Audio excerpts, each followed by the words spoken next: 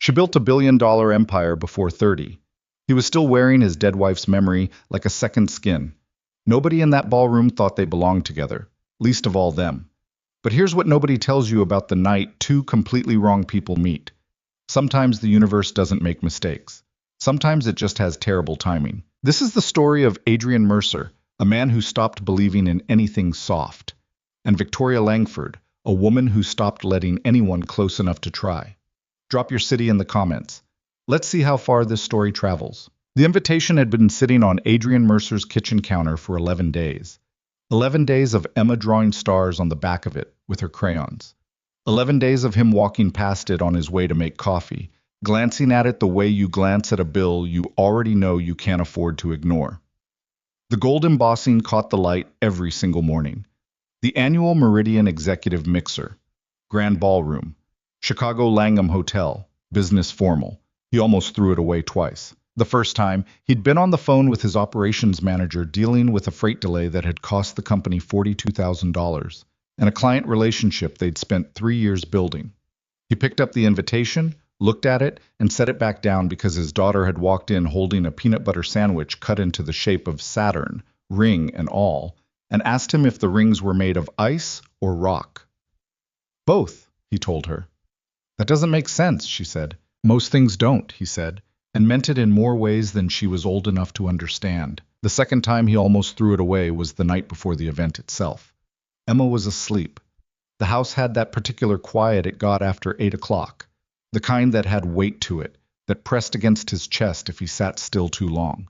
He'd been standing at the kitchen sink rinsing out her cereal bowl when he saw the invitation under the fruit bowl, where he'd moved it to keep it from becoming Emma's art project again. He picked it up. Read the whole thing this time. Corporate networking. Premium open bar. Curated matching system designed to introduce professionals across complementary industries. He put it down again. Then his phone buzzed. His coworker and oldest friend, Derek Holt, had sent a text at 10:47 at night, which was exactly the kind of thing Derek did because Derek had no concept of appropriate timing. You coming tomorrow or what? Adrian typed back, probably not. Derek's response came back in under 30 seconds. Adrian, it's been 4 years. You don't have to marry anyone. Just drink expensive whiskey and talk to people who aren't 8 years old. Adrian looked at the invitation again. Then he looked at Emma's Saturn sandwich, still sitting on the corner of the counter because she'd only eaten half of it and declared the other half for later. And somehow in that moment, the combination of those two things, a gold-embossed invitation and a peanut butter Saturn, made him feel the particular kind of tired that sleep doesn't fix. He went.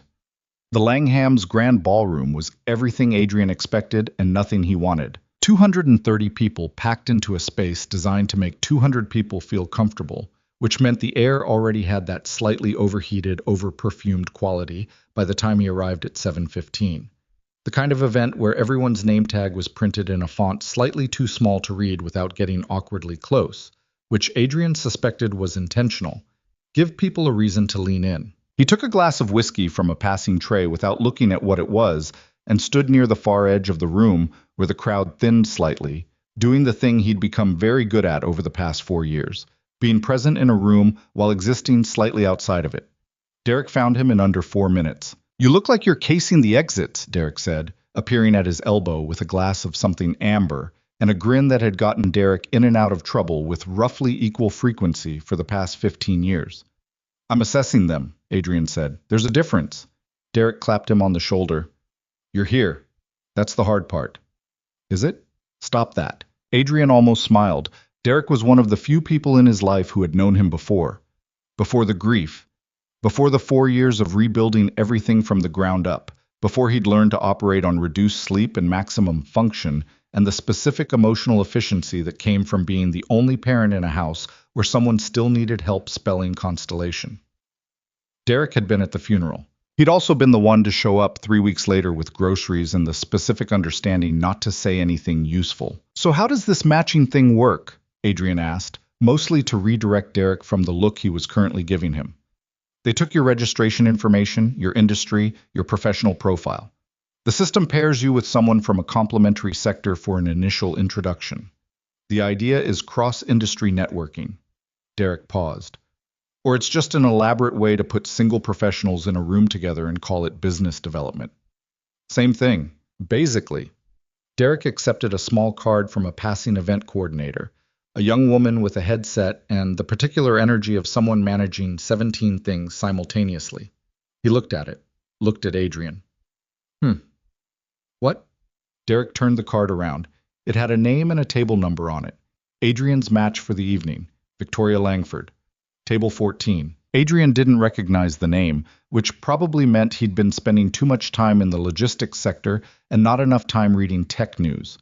He took the card and looked at it the way he looked at most things, straightforwardly, without much ceremony. You know who that is? Derek asked. No. Derek made a sound that was somewhere between impressed and nervous. She's the CEO of Langford Systems. Built it from a 2-person startup in her apartment to a billion-dollar enterprise software company. In, I think, 7 years, she's 30. She was on the cover of Forbes this year.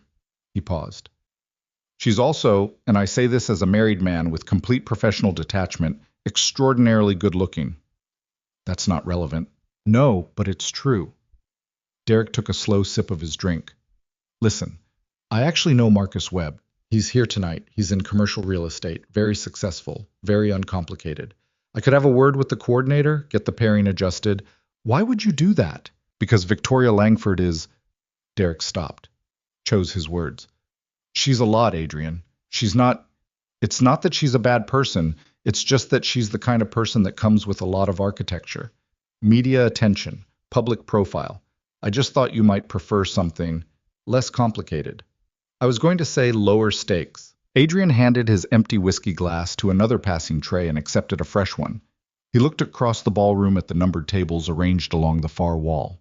Table 14 was in the second row from the back. He couldn't see who was sitting there from this angle. I'm fine, he said. Adrian, I'm fine, Derek. He said it without sharpness, because Derek meant well, and always had.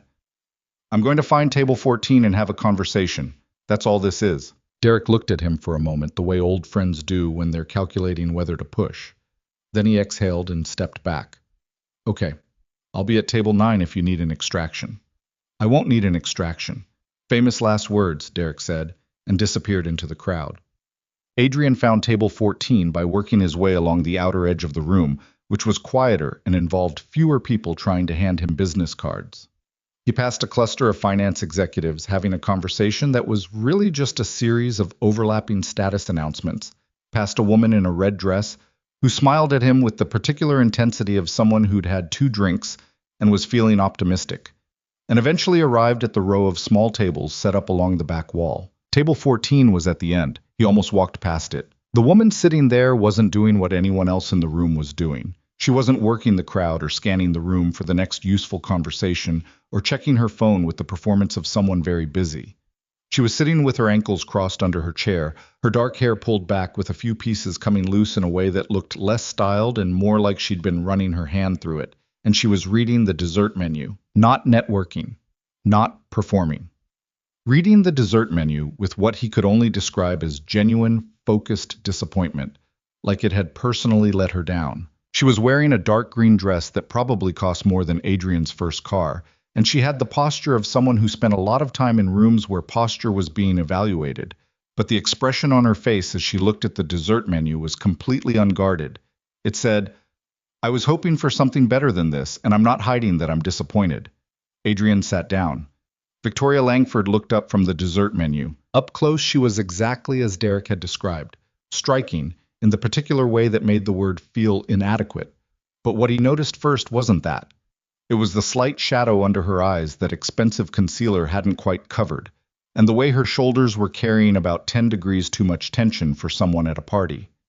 Adrian Mercer? She asked. Her voice was direct. She held up her matching card, which had his name on it in the same small font. That's me, he said. Victoria Langford. She extended her hand. Her handshake was firm and practiced, and told him absolutely nothing except that she'd shaken a lot of hands. I'll warn you up front.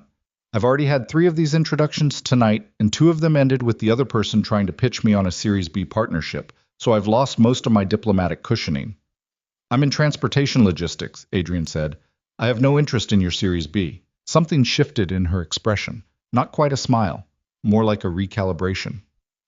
Good, she said. That's actually good. She set the dessert menu down. He looked at it. Disappointing? He asked, nodding toward it. There are 4 desserts and 3 of them are chocolate adjacent. She said this with the measured gravity of someone delivering actual bad news. I don't like chocolate. That's unusual. I know. I've made peace with it. She looked at him. Studying, not flirtatious, the kind of look that was trying to figure something out rather than create an impression. You don't look like you want to be here. I was told it would get me out of the house, he said. Did it work? Physically. The corner of her mouth moved. Not quite a smile, but its first cousin. Fair enough.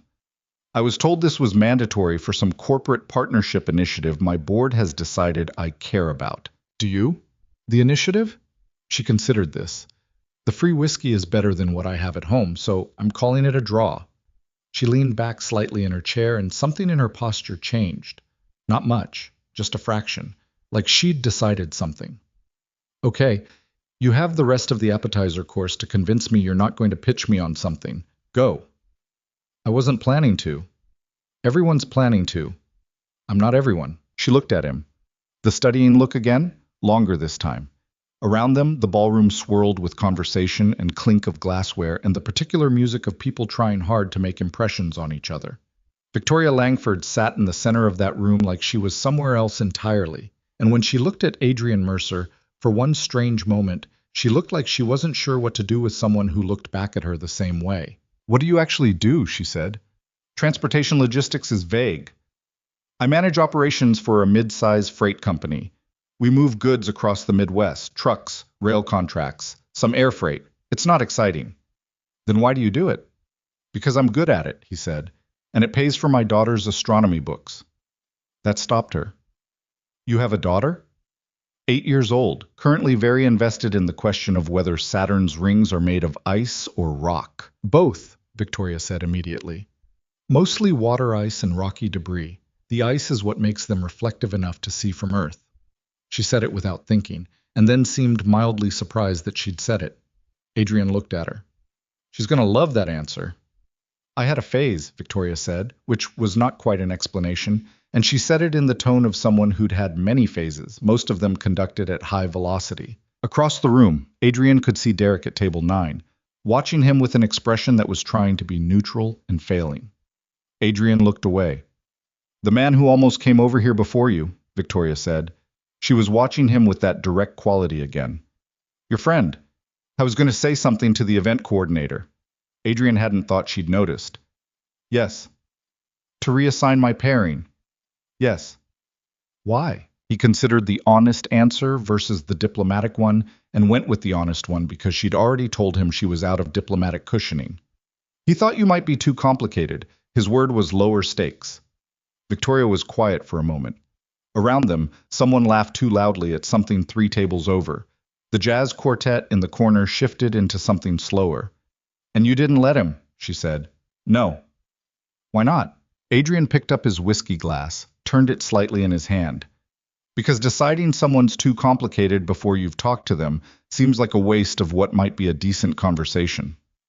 Victoria Langford looked at him for a long moment. Not the studying look this time. Something different, quieter, that he didn't have a name for and suspected she didn't either. Then she picked up the dessert menu again and held it out to him. There's a creme brulee at the bottom, she said. They don't advertise it because they only made 12. I'm debating whether to order 2 of them and whether that makes me seem unstable. Order 2, he said. 1 for each of us. She almost smiled. This time it made it all the way.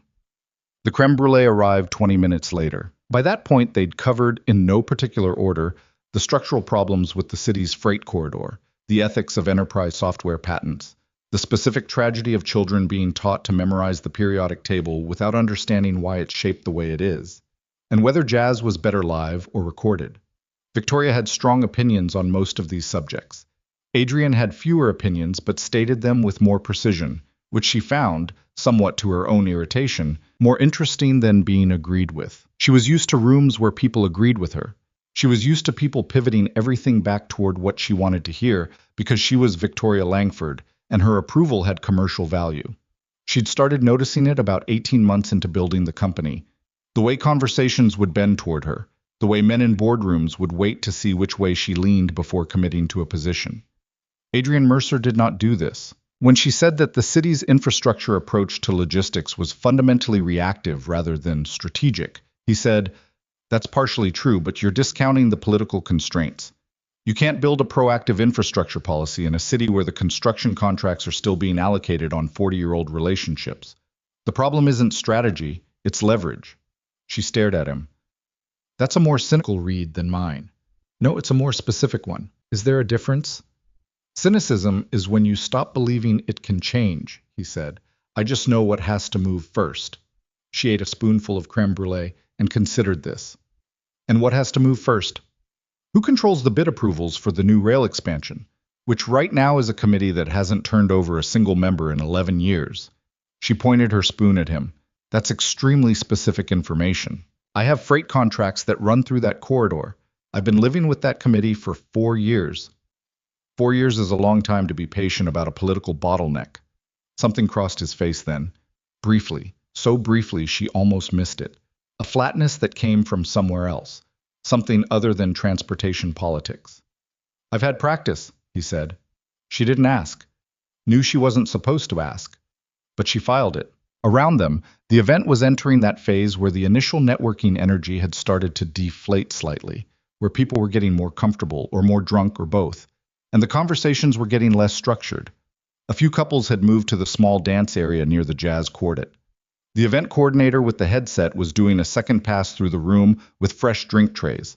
Victoria realized she hadn't checked her phone in 47 minutes. This was, in the context of her usual evenings, extraordinary. She didn't say anything about it, but she noticed. A man appeared at their table without invitation, mid-40s, confident in the specific way that came from a lifetime of being told his confidence was a virtue, wearing a suit that was perfectly fitted and a smile that had been professionally maintained. He looked at Victoria with the particular energy of someone who'd been working up to this approach for the past 20 minutes. Victoria Langford, he said, like her name was an achievement he'd accomplished. Randall Chetwood. I've been wanting to connect all evening. I think there's a real alignment between what Langford Systems is building and what we're doing in the real estate tech space. I'm in the middle of a conversation, Victoria said. Randall Chetwood glanced at Adrian with an expression that managed to convey both an assessment and a dismissal in about half a second. Of course. I just wanted to... I'll find you before the event ends if I decide I'm interested in alignment, Victoria said. The sentence was polite. The delivery was a closed door. Randall Chetwood left. The silence that followed had a particular texture. Adrian said nothing.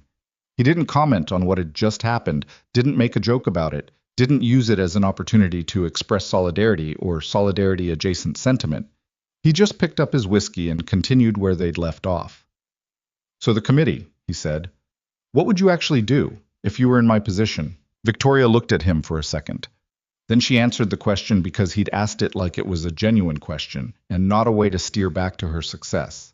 She found, somewhat unexpectedly, that she had a lot to say. The event officially ended at 10. Unofficially, about 60% of the attendees had drifted toward the hotel bar or the lobby or other configurations by 9:30, which was when Derek materialized at Adrian's shoulder with the quiet efficiency of someone who'd been monitoring the situation from a respectable distance. I'm going to get the car, Derek said. Whenever you're ready. Adrian looked at him. Victoria had excused herself 5 minutes earlier to take a call. Something from her VP of engineering that had turned her expression briefly stormy before she'd walked toward the hallway with her phone pressed to her ear and her free hand working through what he recognized as the specific controlled tension of someone managing a problem while maintaining a surface. Give me 5 minutes, Adrian said. Derek looked at the empty chair across from him, looked at Adrian, deployed a carefully neutral expression. Take your time, he said, which meant something else entirely, and went. Victoria came back 3 minutes later. She sat down. There were very few people left in the immediate area now, and the jazz quartet had shifted to background music for a room that was winding down. Everything okay? Adrian asked. She set her phone face down on the table, which he recognized as a deliberate gesture. Deployment issue. My engineering lead is handling it. She exhaled slowly through her nose. I've been the one handling everything for a long time. He didn't say anything right away. didn't offer the standard reassurance. She seemed to appreciate that. "Can I ask you something?" she said. "Yes." "What did you actually expect tonight to be?" He thought about it honestly. "I expected to have a couple of drinks and talk to people I mostly didn't care about, and go home by 9. And instead? Instead, I had creme brulee and a conversation about freight politics and enterprise software ethics." He paused. "Which is better?" She looked at him. The room was quiet enough now that he could hear the jazz clearly.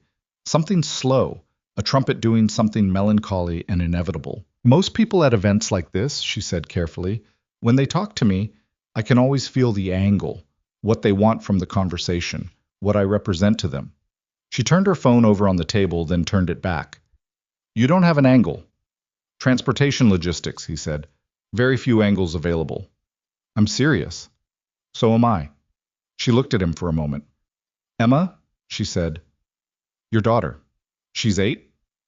8 and a quarter. She'd want me to include the quarter." Something in Victoria's expression did something he hadn't seen it do all evening. Went soft.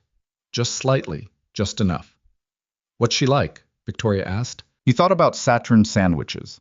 About a small person who had decided that the rings of a planet were an appropriate subject for a peanut butter construction project, who asked questions that had no easy answers and expected him to try anyway, who had her mother's way of tilting her head when she was thinking and her own particular way of seeing everything like it was worth examining. "She's impossible," he said, and it came out warm. "She's the best person I know." Victoria was quiet. He could tell she was filing this too. "I should go," she said, but she didn't move. "Yeah," he said. He didn't move either. Another 30 seconds passed. Outside, through the ballroom's high windows, Chicago was all lit glass and moving dark. "The bookstore on North Clark," she said finally. "There's a cafe inside. They do coffee on Sundays, and they're generally not the kind of place I get recognized."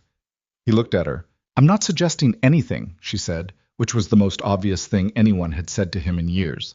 "I'm just mentioning that I sometimes go there Sunday mornings when I want to be somewhere that doesn't feel like my life for 2 hours." "That sounds useful," he said. "It is." The pause. "What time?" he said. She picked up her phone, turned it over in her hands, set it down again.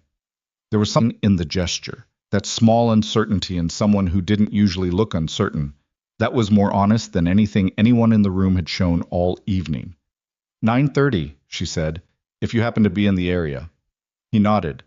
Not a promise, not a performance, just a nod, which she seemed to recognize as the real thing. She stood up, straightened her dress, put the professional composure back on like a coat. And then she paused, half-turned, with something in her expression that hadn't been there when he sat down. Something slightly more open, slightly more unguarded, that she probably didn't know was visible. "Your daughter's right, by the way," she said. "About the rings." He looked up. "Both," she said. "Ice and rock both. The universe doesn't usually give you just one or the other." She walked away through the emptying ballroom. Adrian sat with his whiskey and the 2 empty creme brulee dishes, and Derek appeared again from somewhere, sliding into the opposite chair and looking at him with an expression that was completely and aggressively not saying "I told you so." "Ready?" Derek said. "Yeah," Adrian said. "How was it?" Adrian thought about an unguarded expression over a disappointing dessert menu, about a woman who'd noticed when someone didn't have an angle, about the specific quality of a conversation that goes longer than you planned because you're not watching the clock anymore. "Fine," he said. Derek looked at him. "Good," Adrian said, and meant it. Outside, Chicago was cold and clear and enormous, and Adrian Mercer drove home through it thinking about a bookstore on North Clark Street and Sunday morning coffee, and the specific feeling of something starting, slow and real and unexpected, before he'd had the sense to brace against it. Emma was asleep when he got home. The babysitter, Mrs. Kowalski from 2 doors down, who had been helping him on late evenings for 3 years and had the practical, no-nonsense warmth of someone who'd raised 4 children and had no patience for drama, gave him the rundown in the front hallway. Emma had eaten her full dinner, had asked 17 questions about comets, had gone to bed only 15 minutes late, and had left something on the kitchen counter for him. He found it after Mrs. Kowalski left. A drawing. Emma's drawings were elaborate and slightly unhinged in the best way, full of color with labels written in her careful capital letter printing. This one showed two figures, a tall one and a small one, standing under what was clearly supposed to be Saturn, identifiable by the ring drawn around it in orange crayon and labeled Rings with two G's. Under it she'd written, "Did you have fun, Dad?" Adrian stood in the kitchen, in the quiet house, holding a drawing with a spelling error and two empty G's, and felt that thing he'd been keeping at careful distance for 4 years, that dangerous, inconvenient thing called hope, take one small step closer. He put the drawing on the refrigerator, went to bed, lay in the dark for a while, not sleeping, thinking about nothing in particular. Thought about Sunday. He almost didn't go. Sunday morning arrived the way November Sundays in Chicago tend to arrive, gray and unhurried, with a cold that settled into the bones before you were fully awake. Adrian was up at 6:15 because Emma had a nightmare around 3 and had climbed into his bed the way she'd been doing since she was 4, burrowing under his arm without ceremony and falling immediately back to sleep while he lay awake staring at the ceiling for another hour and a half. By 6:15 she was already at the kitchen table in her pajamas, eating cereal and reading a library book about the Voyager missions. And when he came downstairs she looked up and said without preamble, "Did you know Voyager 1 has been traveling for almost 50 years and it's still not technically out of the solar system?" "Good morning," he said. "It depends on how you define the boundary," she continued, which was how Emma approached most things. The answer to one question was immediately the doorway to 3 more. If you use the heliopause, it's outside. If you use the Oort cloud, it's still inside. Dad, that's so far. He poured coffee, looked at her. She had cereal milk on her chin and her hair was still pressed flat on one side from sleep, and she was treating the long, solitary journey of a spacecraft as something genuinely worth being concerned about before breakfast. And he felt the particular helpless quality of loving someone so completely that it occasionally just ambushed you. "It's very far," he agreed. He hadn't told her where he was going. I wasn't sure why, except that telling Emma anything was always several conversations, and he wasn't ready to have the first one yet. He told her Mrs. Kowalski would come over for a couple of hours, and that he had errands. Emma accepted this without suspicion because she was 8, and his errands were not yet interesting to her, and by 8:30 she was on her 3rd chapter of the Voyager book, and had already informed him that she intended to ask her teacher whether spacecraft counted as explorers. He left the house at 8:55, told himself twice on the drive over that this was nothing, just coffee, just a conversation, just the natural extension of a decent evening that 2 reasonable adults had agreed to continue in a low-stakes setting. He found a parking spot half a block from the bookstore at 9:23 and sat in the car for 4 minutes doing nothing in particular before going inside. The bookstore was called Meridian Pages, which he would later realize with a private, crooked amusement was the same word as the event where they'd met, as though the universe had a very limited sense of humor. It occupied the ground floor of a narrow brick building on North Clark, the kind of independent bookstore that had survived the digital shift through sheer stubbornness and the loyalty of a neighborhood that still believed physical books were a reasonable argument against the passage of time. The cafe occupied the back quarter of the store, 6 small tables, an espresso machine that had clearly been through some things, and walls lined with the kind of overstocked fiction section that made you feel both overwhelmed and safe. Victoria was already there. She was at the corner table, the one with the most wall on 2 sides and the least foot traffic, wearing a dark navy sweater, hair down, no jewelry, no event-appropriate composure. She was holding a paperback, and she'd already ordered, a ceramic mug steaming beside her elbow. She looked up when he walked in, and he saw the half-second recalibration on her face, the brief surprise of someone who hadn't been completely certain he'd show. "You came," she said. "I said I would." People say a lot of things at networking events. He sat down across from her. Up close and in ordinary light, without the ballroom and the performance and the 200 people conducting the theater of ambition around them, she looked different. Not less, more actually, more specific. The tiredness under her eyes was still there. The tension in her shoulders was still there. But there was something else too, something that the controlled professional surface of Friday night had kept covered, a quality of watchfulness, like someone who'd learned to keep track of exits. He ordered coffee, black. She looked at the menu she'd already memorized and ordered a second coffee and a pastry she'd spend the next 15 minutes eating around the edges of rather than actually eating, which he didn't comment on. "How was the rest of your Friday?" he asked. "My VP of engineering fixed the deployment issue at 2 in the morning," she said.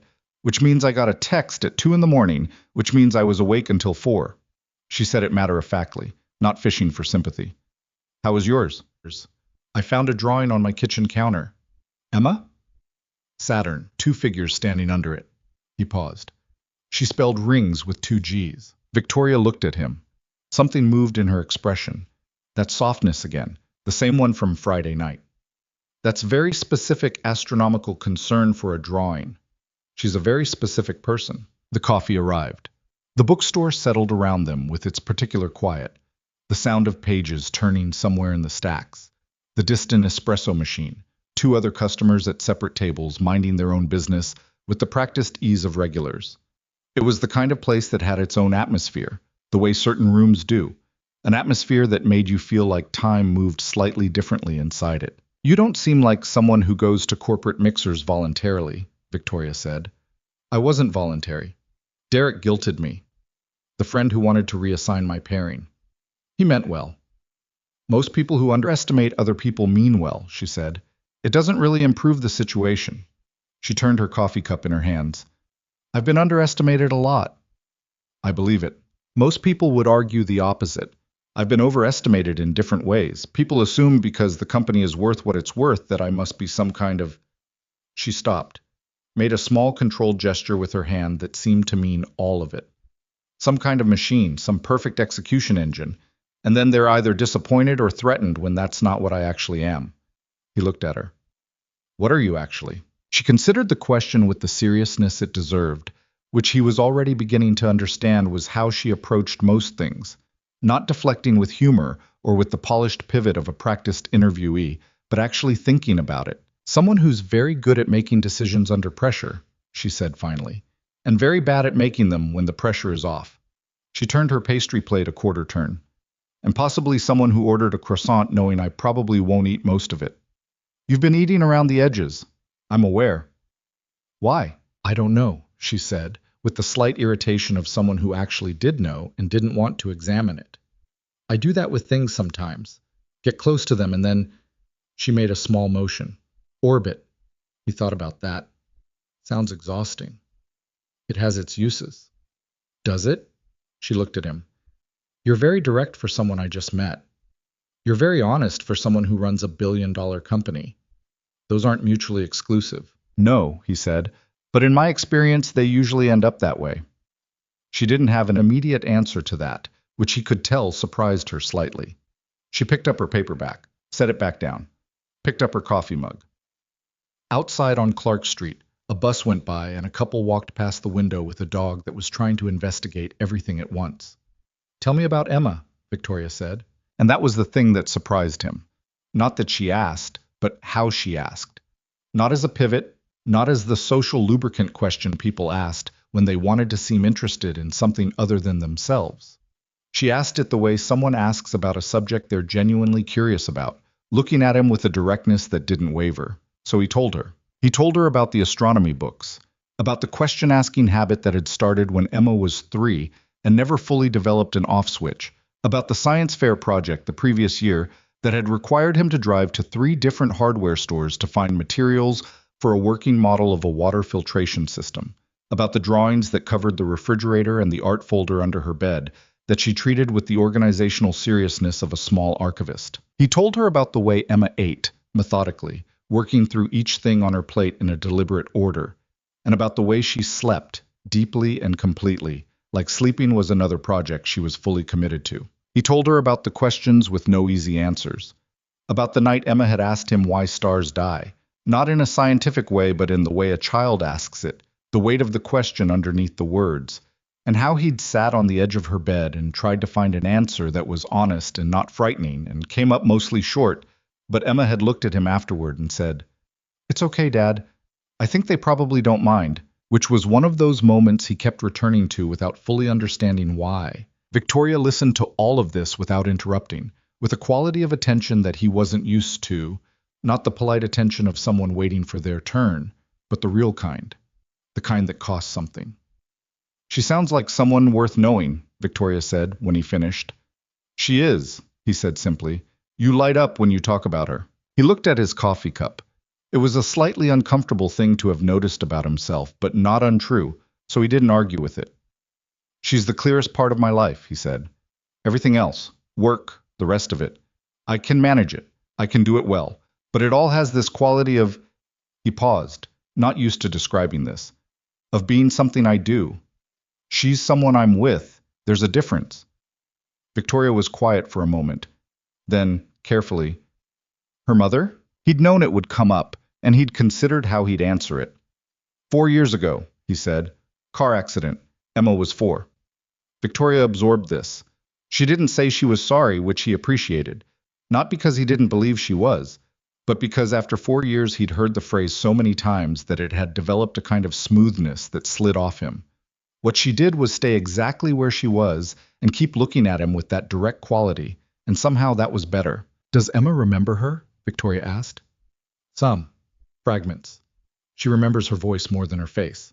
He turned his mug. She asks questions about her sometimes, less often now than she used to. Does that feel like progress or like loss? It was such a precise question that he stopped for a second. Both, he said, depending on the day. She nodded once, slowly, like she recognized the topology of that answer even from somewhere different. They stayed another hour. By the time they left, the bookstore had filled in around them. A few more regulars, a father with a toddler in the children's section, an older woman who'd clearly been having a standing date with the fiction shelves for many years. Adrian and Victoria left separately, which was practical and also slightly absurd given that they'd spent 2 hours in a corner booth talking about spacecraft and grief and the orbital habits of people who got close to things and then circled. On the sidewalk outside, she pulled her coat tighter against the November cold and looked up at him. Same time next week, she said. He felt that thing again, the one he'd been keeping at careful distance. Just a small movement, just a few degrees closer. Same time next week, he said. She nodded, walked toward the corner.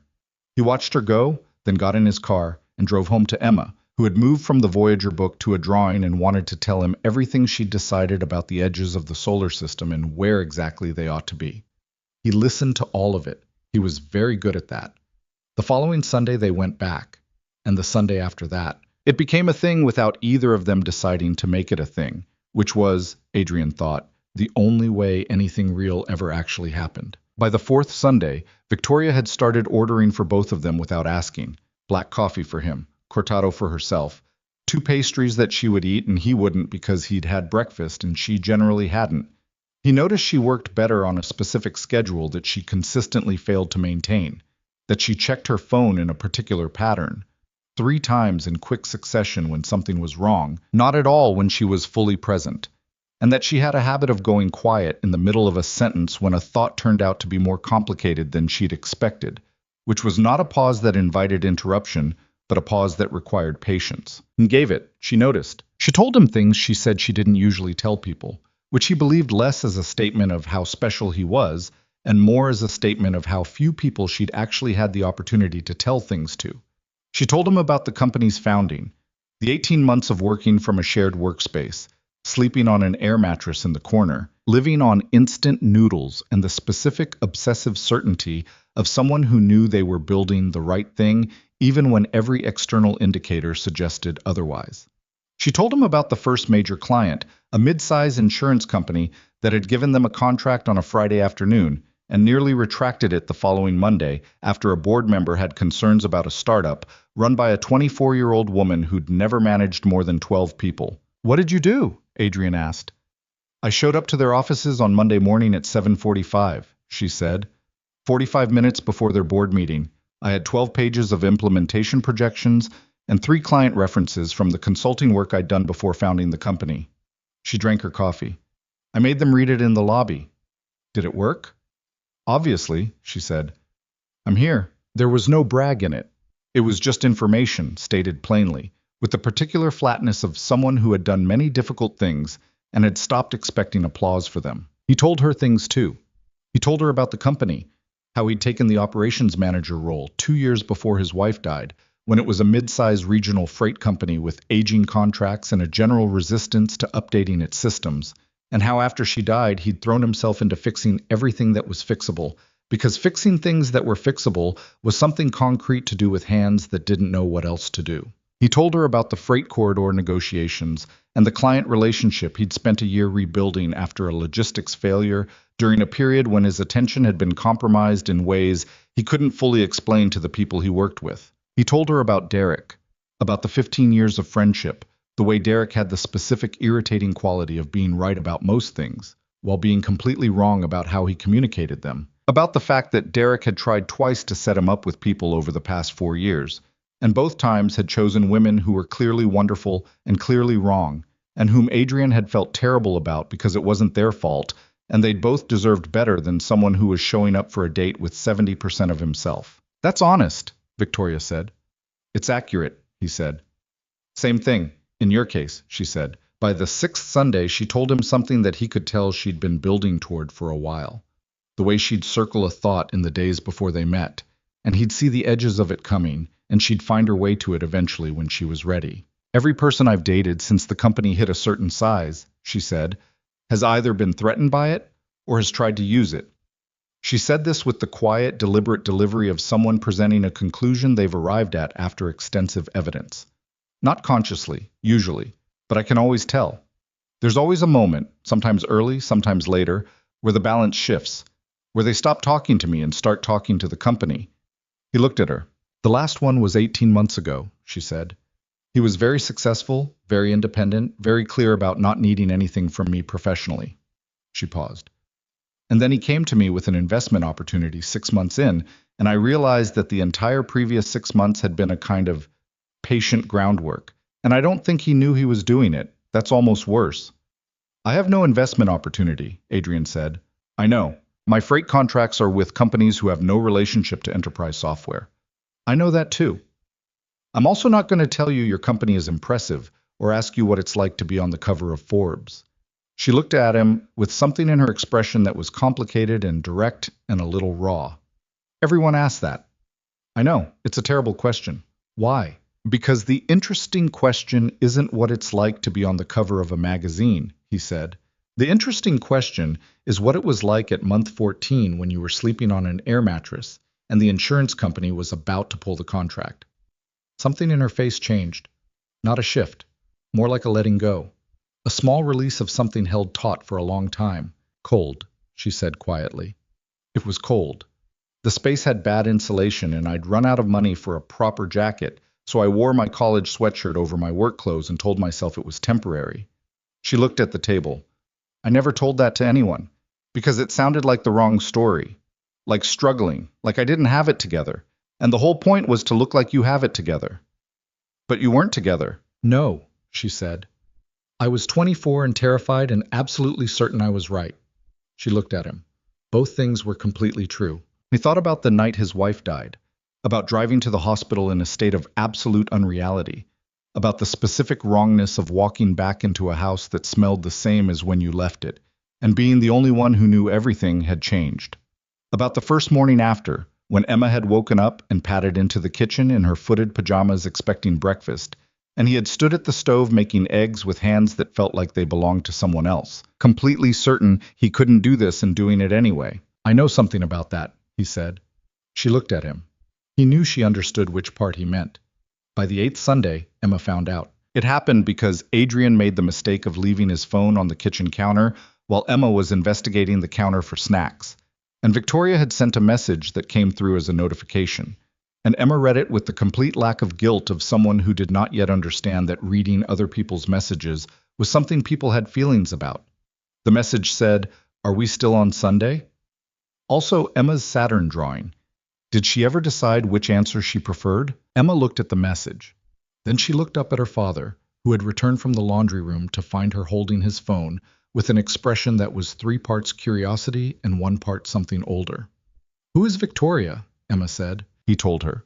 "Not everything, not the edges of things, not the complicated interior parts, but the basic facts, calmly, the way he always tried to tell Emma important things. There was someone he'd met, they had coffee on Sunday mornings sometimes. Her name was Victoria, she was someone he liked talking to." Emma processed this. She had the specific processing quality of certain children who took in information and turned it over thoroughly before responding, which could be uncomfortable to be on the receiving end of. "Does she know about the rings?" Emma said finally. She does. She said both. Ice and rock. Emma's expression shifted into something decisive. She's correct, she said, with the authority of someone who had looked into this. Can she come to coffee? He looked at his daughter. 8 years old, one side of her hair in a ponytail and the other side escaped, wearing a shirt with a cartoon telescope on it, holding his phone with absolute seriousness. I'll ask, he said. Emma handed his phone back.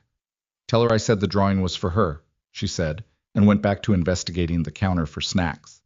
He stood in the kitchen for a moment, holding his phone, feeling something that was made up in roughly equal parts of warmth and terror. He texted Victoria. Emma knows. She says the Saturn drawing was for you. She wants to know if you want to come to coffee. Victoria's response came back in 2 minutes. It was a longer pause than usual, which he noticed and didn't comment on. When the message came, it said, I'm not good with kids. He typed back, she's not like most kids. Another pause, shorter this time. Sunday? Sunday, he wrote. He did not examine too closely what he felt after he sent it. He put his phone in his pocket and went to help Emma close the snack cabinet, which she had succeeded in opening wider than intended, and now contained approximately 4 bags of something she wasn't supposed to have before lunch. The Sunday after that, Victoria Langford walked into Meridian Pages at 9:28, 2 minutes early, which Adrian recognized as an expression of anxiety in someone who was never late. And Emma looked up from her hot chocolate and said, with complete directness, You have very straight hair. Mine doesn't do that. Victoria stood in the entrance of the bookstore cafe, coat still on, looking at this small person who had issued an observation with all the social filters removed, and said, It takes approximately 40 minutes to make it do that, and half the time it doesn't work. Emma considered this. That seems like a lot of time. It is. Then why? Victoria paused, took her coat off, sat down at the table with them. Honestly, I don't always know, she said. Habit, mostly. Emma seemed satisfied by this. She turned back to her hot chocolate, then turned back. Dad says you know about space. Some, Victoria said. What's your favorite planet? Victoria looked at Emma for a moment. Then she said without any performance, Pluto. Emma's eyes lit up. It's not a planet anymore. I know, I still like it. Because it's small? Because everyone decided it didn't count, and it's still out there doing exactly what it was always doing. She paused. I find that encouraging. Emma looked at her with the expression she got when someone had said something that required filing for later processing. Then she picked up her hot chocolate, took a long sip, and said, My drawing was for you. Dad printed a copy, but the original is on the fridge. Victoria looked at Adrian. He looked at his coffee. There was a moment, brief, unannounced, unremarkable to anyone watching from outside, where all 3 of them were just in the same room, with their respective drinks and their respective complicated interiors, and nothing bad happened, and nothing was required of any of them except to be present. It was, Adrian thought, the most ordinary and least forgettable moment he'd had in years. Emma spent the next hour telling Victoria about the Voyager missions in what Adrian could only describe as installments, circling back to earlier points when she remembered additional details, drawing on 2 napkins and asking follow-up questions to her own statements with the energy of someone who had been waiting for an audience who would take this seriously. Victoria took it seriously. She didn't perform enthusiasm. She didn't use the particular condescending register that many adults applied to children, the slight elevation of pitch and reduction of vocabulary that said, I'm speaking to someone smaller than me. She just answered the questions and asked her own, and when Emma said something incorrect about the Voyager probe's current trajectory, Victoria said gently but plainly, I think that number might be off. The probe is moving at about 35,000 miles per hour, which means the distance is actually... and then worked through the calculation with Emma in a way that left Emma arriving at the right number herself, and looking deeply satisfied about it. Adrian watched this happen across the table from him, and felt something in his chest that was specific and inconvenient and not entirely unwelcome. Driving home, Emma in the back seat, already deep in a revised set of calculations on a fresh napkin, she said from the back seat without looking up, She's serious, Dad. What do you mean?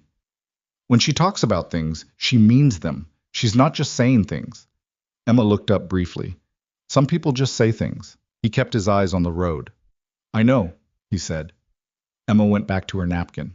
Outside, Chicago moved past the windows in its usual way, enormous and indifferent, and full of things happening that had nothing to do with a man and his daughter driving home from a bookstore, carrying a morning that neither of them would fully understand for a long time.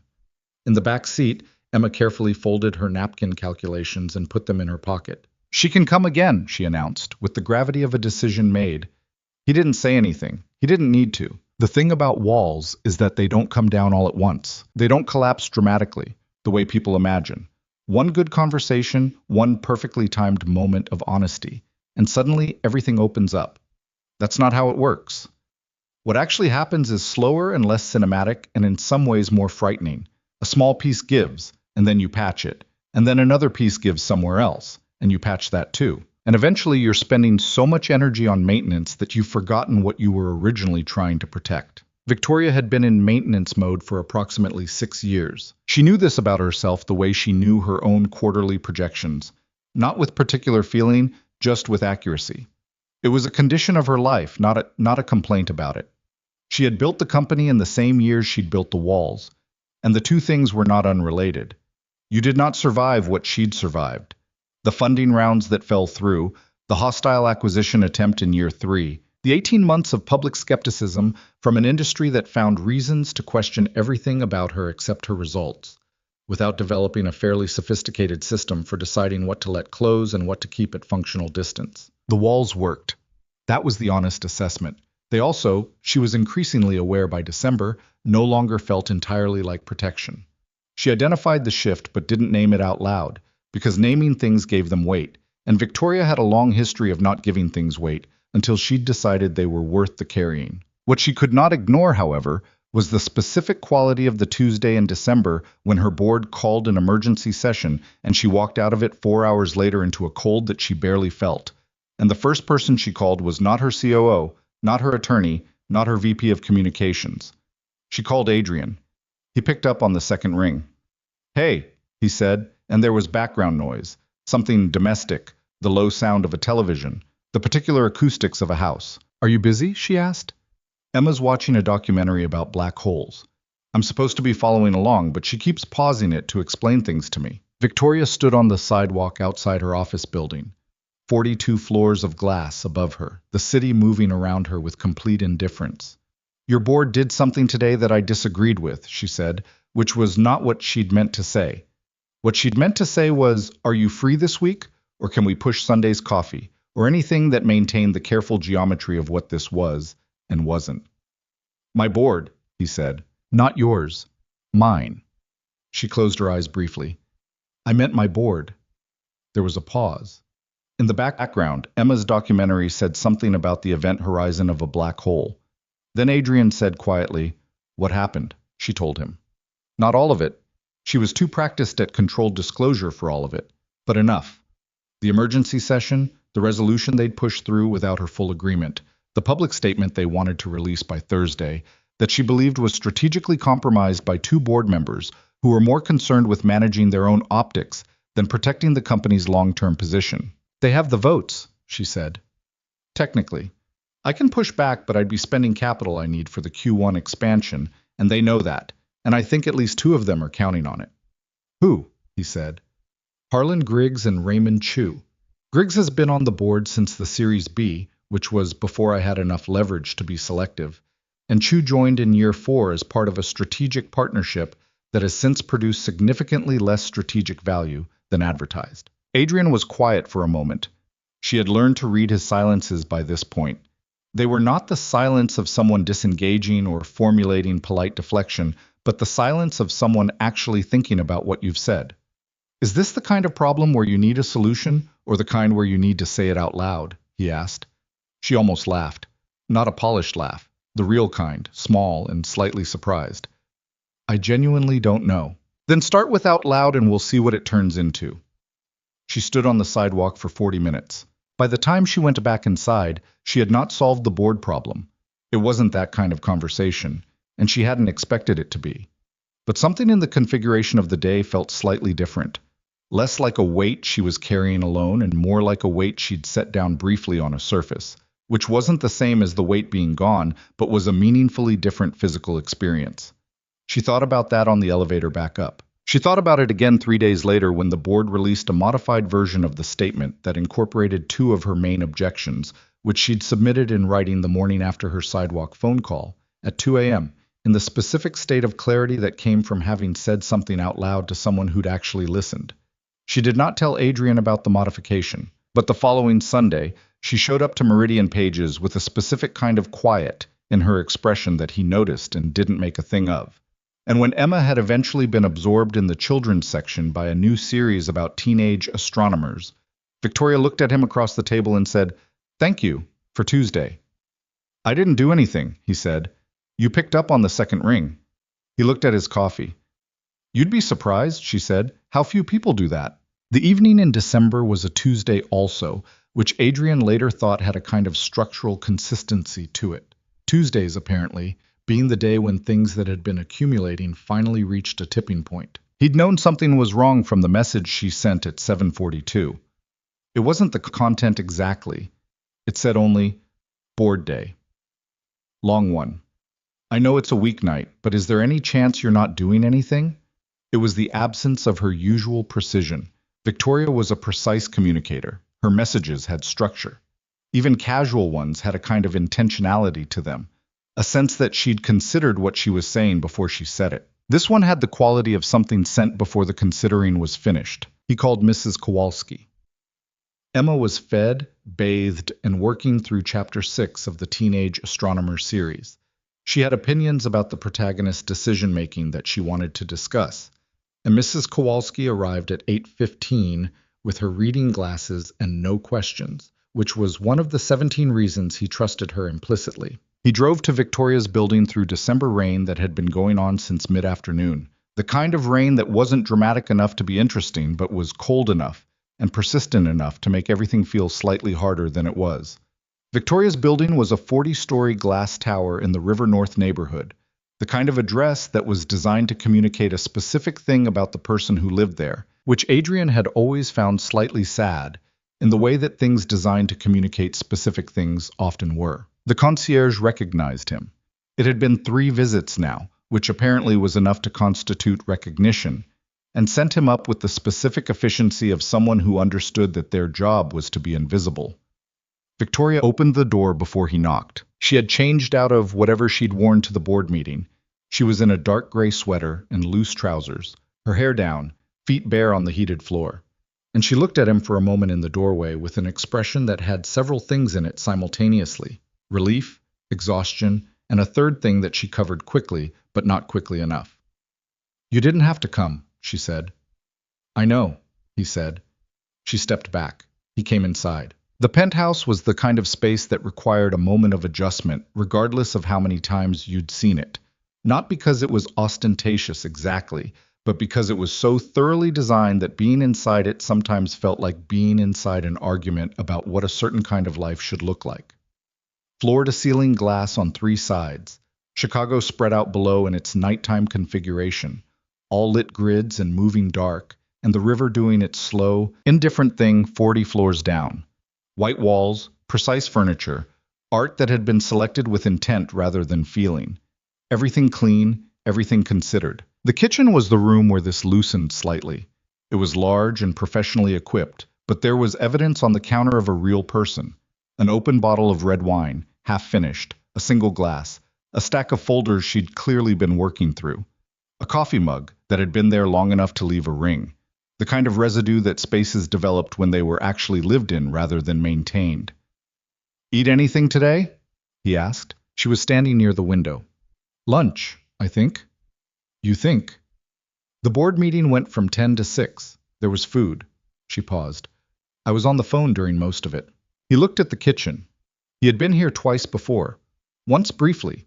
Once for a longer evening when they'd had dinner and talked until 11 about the Q3 expansion and Emma's increasingly sophisticated theory about what Pluto's demotion implied about the politics of classification. He knew where things were well enough. "Sit down," he said. She looked at him. "Victoria, sit down. I'll make something." She looked at him for another moment with that expression she got when someone did something she hadn't entirely prepared for. Then she came to the kitchen island and sat on one of the high stools, pulling her feet up onto the rung, and she looked about 23 years old and approximately exhausted. He found pasta, good olive oil, garlic, a can of San Marzano tomatoes, and Parmesan that was the real kind. It wasn't complicated food, but it was the kind of food that required actual attention. Garlic going into cold oil, temperature coming up slowly, the smell of it changing the character of the room. And there was something about cooking in a kitchen that wasn't his own, with someone watching him from the other side of the counter, that felt both presumptuous and entirely natural. Which was a combination he'd stopped trying to reconcile. She poured a second glass of wine, pushed it across the island toward him, wrapped both hands around her own glass, and looked at the city outside without saying anything for a while. He let her. The garlic went soft and translucent. He added the tomatoes and turned the heat down and found a pan for the pasta water, and the kitchen filled with the particular smell of a meal being made. That smell that was simultaneously specific and universal, that existed in the same form in kitchens of every kind, and in that way was the most democratic smell in the world. "Tell me what happened today," he said, not looking up from the stove. She exhaled.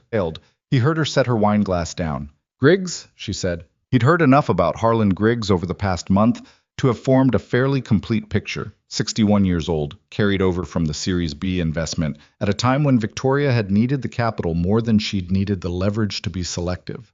The kind of board member who expressed support through a specific form of condescension that masqueraded as mentorship. The kind of man who called it guidance when he wanted her to do something she'd already decided against. What did he do? He proposed a governance review.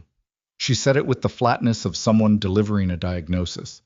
Framed it as a routine operational check-in. But it's not.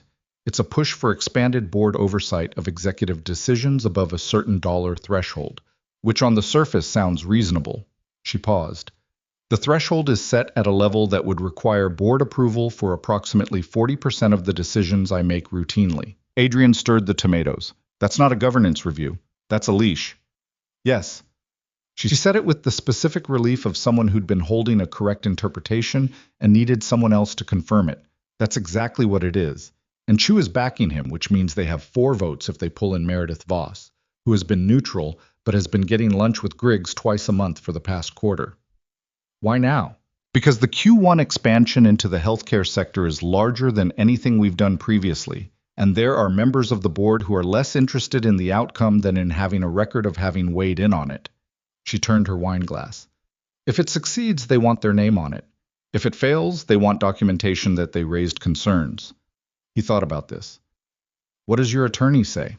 That I have the authority to push back and the votes to block it if I hold Morrison and Alcott, which I can do. But Griggs knows that holding them costs me. Morrison has been useful on the healthcare expansion specifically, and asking for a favor now means I owe one later. And Alcott is... She stopped. Alcott is complicated. How complicated? The kind of complicated where he once told me, in what he believed was a compliment, that I negotiated like a man. She said it without particular heat. The heat had presumably burned off somewhere around year 2 of knowing Alcott. He respects results and resents the person producing them. I've managed it for 4 years, but it's a constant calculation. The pasta water was boiling. He added salt, enough salt the way you were supposed to, and dropped the pasta in and set a timer. So what do you want to do? He said. I want to tell Griggs that his proposal is a transparent attempt to insert himself into operational decisions. He doesn't have the expertise to evaluate, and that if he files it formally, I'll be reviewing every decision made during the period of his tenure for board overreach going back to the Series B. She paused. Which my attorney has advised me not to say. Because it's escalatory. Because it's accurate and escalatory. He looked at her. She was looking at the city again, the glass wall turning her profile into something backlit and very still. You already know what you're going to do, he said. She turned from the window. What do you mean? You walked me through the whole problem, the votes, the relationships, the costs, the attorney's advice. You know what move makes sense. He turned back to the stove. You're not working through a decision. You're looking for company while you accept it. The silence that followed was different from other silences she'd given him. He checked the pasta. Yes, she said finally. Which is okay, he said. Is it? You're not required to be strategic about everything alone, he said. That's not a weakness. That's just how most people work, and you've been running it solo for a long time. She said nothing. He drained the pasta, tossed it with the tomatoes and olive oil and a handful of the parmesan, and carried 2 bowls around to the island, setting one in front of her and taking the stool beside her rather than sitting across. She looked at the bowl, looked at him. There was something in her expression that was trying very hard to stay composed, and was doing a slightly less effective job of it than usual. "Adrian," she said. "Eat," he said. "You can be stoic after." She looked at the bowl for another second. Then she picked up her fork and ate. They sat beside each other at the kitchen island without the table between them, which was a different arrangement than their usual geometry, close enough that he could hear her exhale slowly as some of the tension in her shoulders finally released. Outside, the rain continued against the glass. Chicago went on being Chicago below them. For a while, neither of them said anything because nothing needed to be said, which was, Adrian had come to understand, one of the most uncommon things there was, a silence that didn't need to be filled. Victoria finished her pasta. He ate his. She refilled both glasses without asking. Then she said, "I've been thinking about something." "Okay." She turned her wine glass slowly on the counter. He recognized the gesture. It was the one she made when she was getting close to something she'd been circling. "Every relationship I've had since the company reached a certain profile," she said, "has ended the same way. Not dramatically, just erosion. The person starts relating to the idea of me rather than me. And the idea is either threatening or useful, and either way it's not—" She stopped. "It's not this." He was quiet. "I haven't had this," she said, with the careful precision of someone choosing each word individually. A conversation at a kitchen counter about freight corridor politics and board dynamics, and whether my pasta is adequately salted. "I haven't had someone ask if I've eaten. I haven't—" She stopped again, and he could see her working at something, the walls in active contest with something that was trying to get through them. "I don't know how to do this," she said finally. "I know how to run a company. I know how to manage a board full of men who underestimate me. I know how to make decisions under conditions of incomplete information. I know how to be alone." She looked at him. "I don't know how to be this." He looked at her. "You're doing it," he said. "Badly." "Nobody does it well at first," he said. "I haven't done it in 4 years, and I'm not sure I'm doing it well now." "You seem like you are." "I'm not. I'm afraid most of the time." She looked at him with that precise, direct quality. Of what? He thought about it honestly. About Emma's drawings on the refrigerator and the specific terror of letting someone into a space that still had the shape of loss in it. About the way hope felt less like a warm thing and more like a structure under stress. Beautiful, but load-bearing, and if it failed, the damage would be real. "That it matters," he said. "That's mostly it." She was looking at him with something in her face that had come through the walls rather than around them. It wasn't elegant. It was the particular expression of someone who was accustomed to being armored and had found the armor temporarily unavailable. And what was underneath was not weakness. It was just real. "This penthouse," she said quietly. "I have been in this penthouse alone for long enough that I stopped noticing the quiet." She turned to look at the glass, at the city. "I used to prefer it. The quiet felt like control. If nobody's here, nothing can—" She stopped. "Nothing can go wrong in the particular way things go wrong when you let people close." "And now?" She turned back. She was close. They were side by side at the narrow counter, and when she turned, he could see the specific texture of the exhaustion in her face, and the thing underneath it that wasn't exhaustion at all. "And now," she said, "you're here, and it doesn't feel quiet. And I don't know if that's—" She stopped for the 3rd time, and this time he knew she was not going to finish the sentence on her own. Not because she couldn't, but because she'd been finishing her own sentences alone for 6 years, and some part of her was done with it. "Come here," he said, which was not a sentence he'd planned, and not one that was complicated in itself, just the simplest possible version of what he meant. She looked at him. "I'm not going anywhere," he said. "I'm not here because of what you built, or what you're worth, or what knowing you gets me. I'm here because your penthouse doesn't feel cold when I'm in it, and because you remembered Emma's question about the rings, and because you ate around the edges of that croissant for 3 Sundays before you finally finished one, and because when you're thinking through something real, you go quiet in the middle of sentences and wait for your own brain to catch up." He paused. "None of those things are about your company. They're about you, and you are considerably more interesting than your company." She didn't say anything. Her eyes had that quality of being at maximum capacity. Not quite spilling, but at the absolute limit of what she'd allowed herself. One of her hands was on the counter. He put his hand over it, not dramatically, not as a gesture, just as a fact. She turned her hand over and held his. They sat like that for a while, in her enormous designed kitchen with the rain against the glass and the city. 40 floors below them, and the 2 empty pasta bowls, and the second-best wine, and the folders she hadn't gotten back to, and all of the complicated machinery of her life arranged around them. And none of it was as present as the simple fact of her hand in his. She leaned toward him slightly. He didn't move back. When she finally turned her face up to his, there was nothing strategic in it. No angle, no performance, no architecture of presentation. Just the real expression of a real person who had been running a very long race and had finally, for a few minutes, stopped. The first time he kissed her was not cinematic. He was aware of this and didn't care. She tasted like red wine and salt from the pasta, and there was nothing polished about it. She made a small sound against his mouth that was mostly surprise, and one of them knocked the empty wine glass with an elbow and had to grab it before it fell, and they both pulled back slightly at the same moment, and looked at each other with the slightly stunned quality of people who have just done an irreversible thing. The city sat in the glass behind her. The rain kept going. The pasta was good, she said, which was so far from anything he'd expected her to say, that he laughed. A real laugh, the full kind, the kind that had been in shorter supply than he'd admitted over the past 4 years. She smiled at him. Not the almost smile or the controlled professional version, but a real one, tired and real and slightly crooked in a way the Forbes cover photo had never managed to capture. "I have a 9 a.m. call," she said. "I should get back to Emma." "Yes." Neither of them moved for another minute. "Sunday," she said finally. "Sunday," he said. He got his coat. At the door she stood with her arms crossed loosely, leaning against the doorframe, not closed off, just holding herself in that specific way people do when they've let more out than they planned and are not yet sure how to stand without it. "The board thing," he said at the door. "Tell Morrison before Thursday. Don't let Griggs control the timeline." She looked at him. "You were thinking about that the whole time?" "Part of the time," he said. Something in her face softened with a kind of affection that she didn't try to cover. "Get home safe," she said. He went down in the elevator, through the lobby, back into the December rain.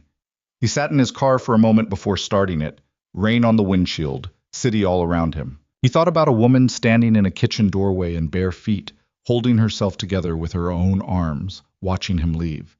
He thought about a drawing of Saturn on his refrigerator, done by a small person who had understood something before he did. He drove home through the rain, and Mrs. Kowalski was in the armchair having fallen asleep over her novel, which he gently woke her from and thanked her for. And he checked on Emma, who was fully asleep and had fallen asleep holding the teenage astronomer book with one finger still marking her page, which he carefully extracted before turning off her lamp. He went to bed. He did not stare at the ceiling. For the first time in a long time, he fell asleep quickly and without effort, in the particular way that sleep comes when something that has been tightly held has finally, in some small way, been let go. The months after December moved differently than the months before it. Not faster, exactly, just with more texture, more things in them. Adrian noticed it first in the small logistical details of his life. The way his grocery runs started accounting for a third set of preferences. The way his mental calendar had developed a new layer that he was navigating around rather than through. Victoria noticed it in the way her building's concierge had started nodding at her with a slightly different quality. The practiced discretion of someone who understood that the man who came up on Tuesday evenings and Sunday afternoons had moved from visitor to something else. A category that didn't have a formal designation, but was recognizable nonetheless. They had not announced anything. There was nothing to announce, really. Or rather, there was, but neither of them had moved toward the announcement, because moving toward it would have required acknowledging how completely and without particular planning their lives had rearranged themselves around each other. Emma was the one who treated it with the most straightforwardness, which was characteristic. She had decided by January that Victoria was a fixed point, not a guest, not an occasional presence, but someone who existed in her world the way certain stars existed. You couldn't always see them, but they were there, and their position mattered to the map. She started saving things for Victoria specifically, drawings, observations, questions she'd decided required Victoria's particular brand of serious attention. She kept a running mental list that she would work through during Sunday bookstore visits with the methodical focus of someone clearing a queue. Victoria, for her part, received all of this with a kind of careful willingness that Adrian watched from a middle distance with something between admiration and protectiveness. She was genuinely not practiced with children. She'd told him this honestly, and she meant it. She had no younger siblings, no nephews or nieces, no professional context in which children appeared. She'd spent most of her adult life in rooms that were curated for a specific kind of adult seriousness, and Emma was, by any measure, the opposite of that environment. What Victoria had, though, was the capacity to take things seriously. She took Emma's questions seriously. She took Emma's drawings seriously. She took the Teenage Astronomer book series seriously enough to read 2 of them so she could have an actual opinion when Emma asked, which Emma received with the complete satisfaction of someone whose intellectual standards had been respected. There were rough patches in it, because there are always rough patches, and anyone who tells you otherwise is managing your expectations in a direction that isn't useful. The first one happened in late January on a Saturday afternoon when Victoria had come over to Adrian's house. She'd been doing this more frequently. The suburban house with its refrigerator drawings and its slightly overfull bookshelves, and its kitchen that smelled like whatever Emma had decided needed to be cooked, becoming, gradually, more familiar than her own precisely designed space. She'd brought work because she always brought work, which was a habit she'd acknowledged and not yet successfully modified. Her laptop was open at the kitchen table, while Adrian and Emma were doing something in the living room involving a cardboard tube, aluminum foil, and a level of negotiation that suggested differing visions for the same project. Emma came into the kitchen. "Victoria," she said. Victoria said, not quite looking up. She was in the middle of a paragraph in a vendor contract that required attention. "Do you know how a spectroscope works?" "Essentially, yes," Victoria said, still reading. "It separates light into component wavelengths using a diffraction grating. Why?" "We're building one." "With the cardboard tube?" "And the foil." "But Dad's doing the foil part wrong." Victoria looked up. Emma was standing in the doorway with her arms crossed and an expression of restrained frustration that Victoria recognized from boardrooms and found disconcerting on a 9-year-old's face. "What's he doing wrong?" "He's cutting it in a straight line. It needs to be at an angle to refract the light correctly."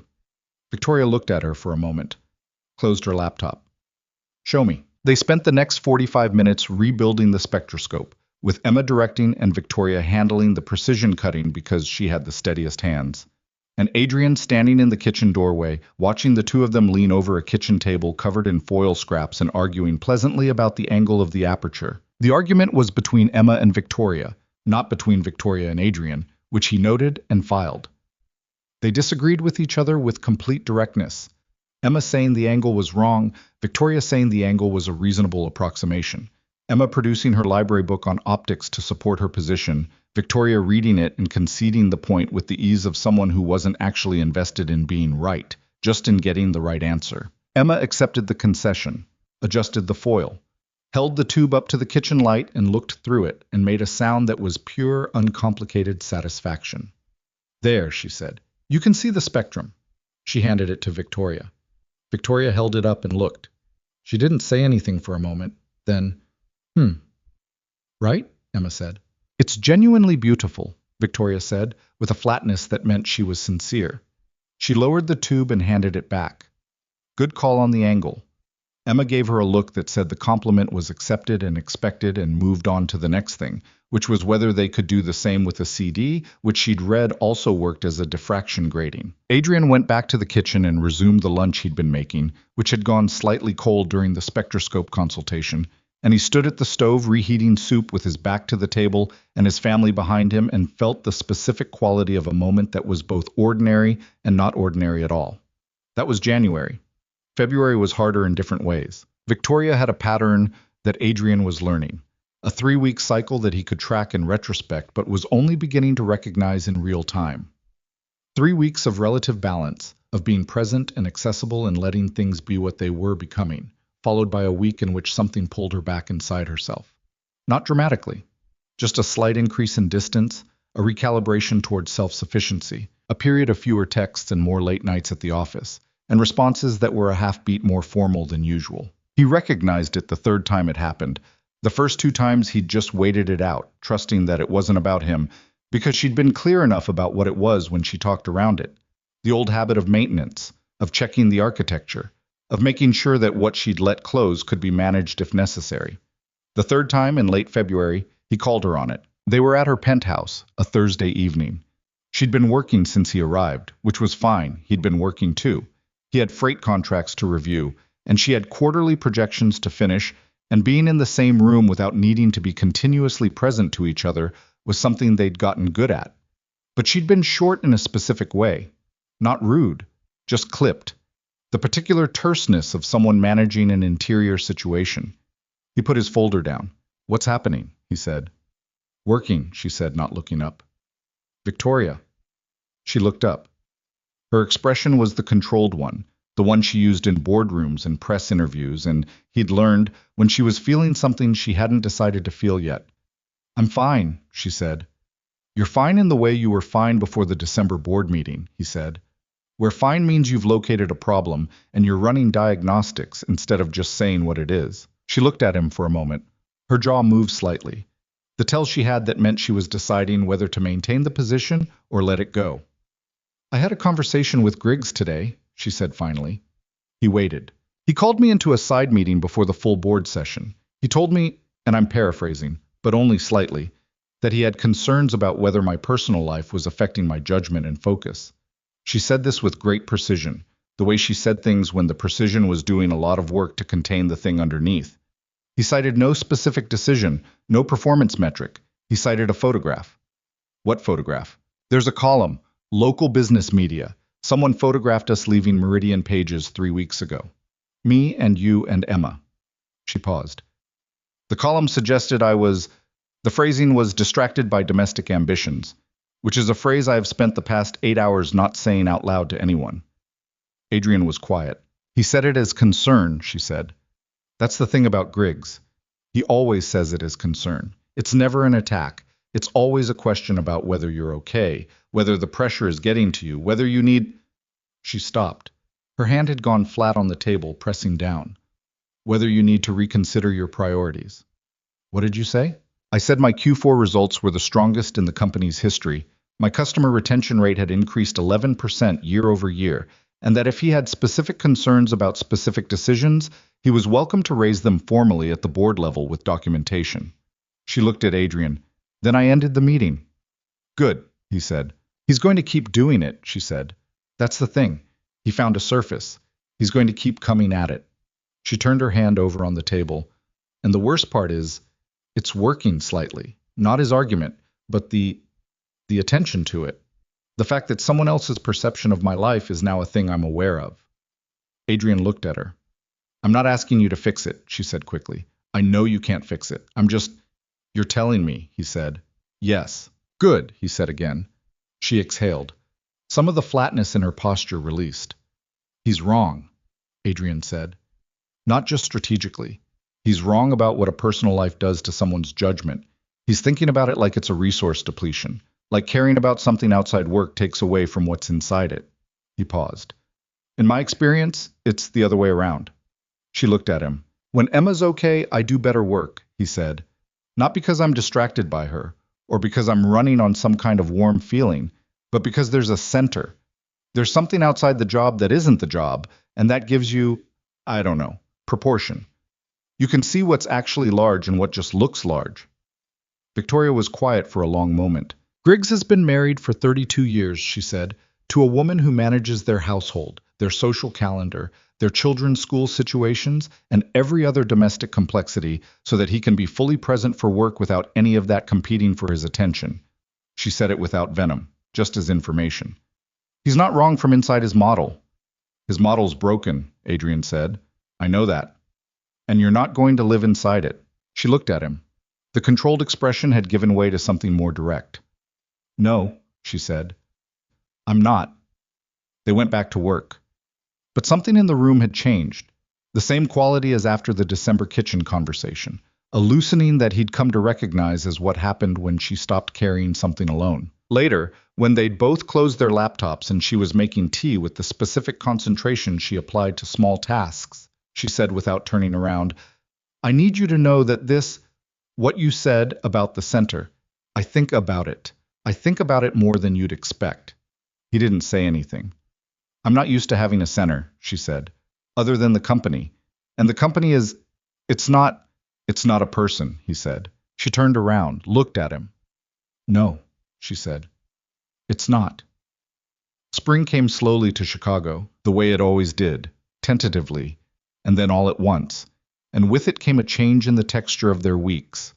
Victoria started spending weekends at Adrian's house more often than she spent them at the penthouse, which was a development that had its own small complications. The suburban house was everything the penthouse was not, proportioned for a family rather than an image, with a small backyard that needed attention and a kitchen where the cabinet under the sink was slightly misaligned and closed only if you pushed it at the right angle, and hallways that were full of Emma's school projects and coat hooks with too many coats, and the particular ambient evidence of a life being lived at full volume by people who didn't have the staff or the budget to keep it continuously ordered. Victoria was not naturally suited to disorder. She had a functioning relationship with it. She wasn't rigid, she was too practical for that. But her instinct in any space was to find the system and improve it, which sometimes expressed itself helpfully, and sometimes expressed itself in a way that required a conversation. The conversation happened in March. She had reorganized the spice cabinet.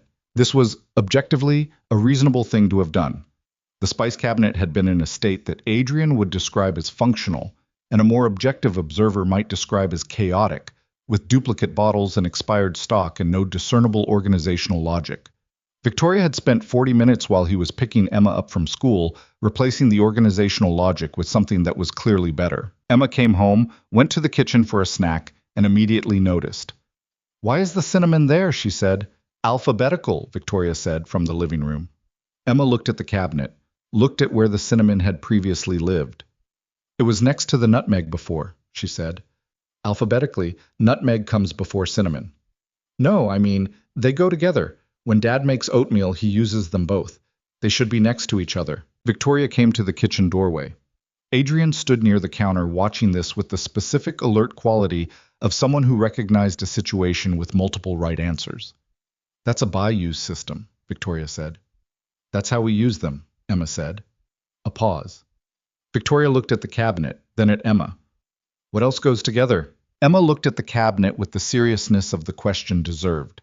"Cumin and chili powder, and the garlic powder and onion powder, and the vanilla goes near the sugar, not the spices, because it's for baking."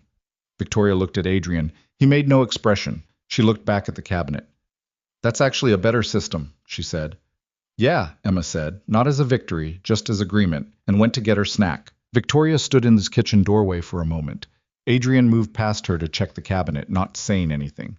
She bumped his shoulder lightly as he passed, a small, almost involuntary gesture, and he put his hand briefly against her back, and the whole thing lasted about 2 seconds and communicated more than most longer exchanges did. April arrived with the school science fair, which Emma had been preparing for since February with the focused intensity of someone who understood that the stakes were civilizationally significant.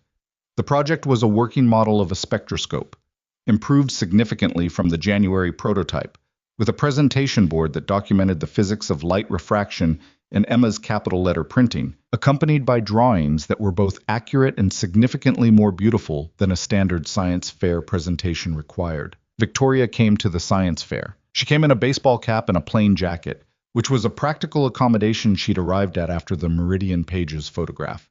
Not hiding exactly, but not presenting either. She sat with Adrian in the school gymnasium on fold-out chairs under fluorescent lighting, with the particular cheerful chaos of 50 children presenting projects on varying topics. And she watched Emma stand next to her spectroscope board and explain diffraction gratings to a rotating series of parents and teachers and judges with the confidence of someone who had been living with this material for 3 months. One of the judges, a physics teacher from the middle school who ran the district science fair, spent 6 minutes at Emma's table. He asked questions. Emma answered them. He asked harder ones. She answered those too, and when she didn't know something, she said so without embarrassment, which he seemed to appreciate. She came second in her category. She was for approximately 11 minutes deeply unhappy about this. They sat in the car in the school parking lot while Emma processed it. Not crying, Emma was not much of a crier, but silent in the specific way that meant she was working through something with her full processing capacity. Victoria, in the passenger seat, waited. The robot arm was better, Emma said finally. In category, Victoria said. The servo mechanism was sophisticated for the age level.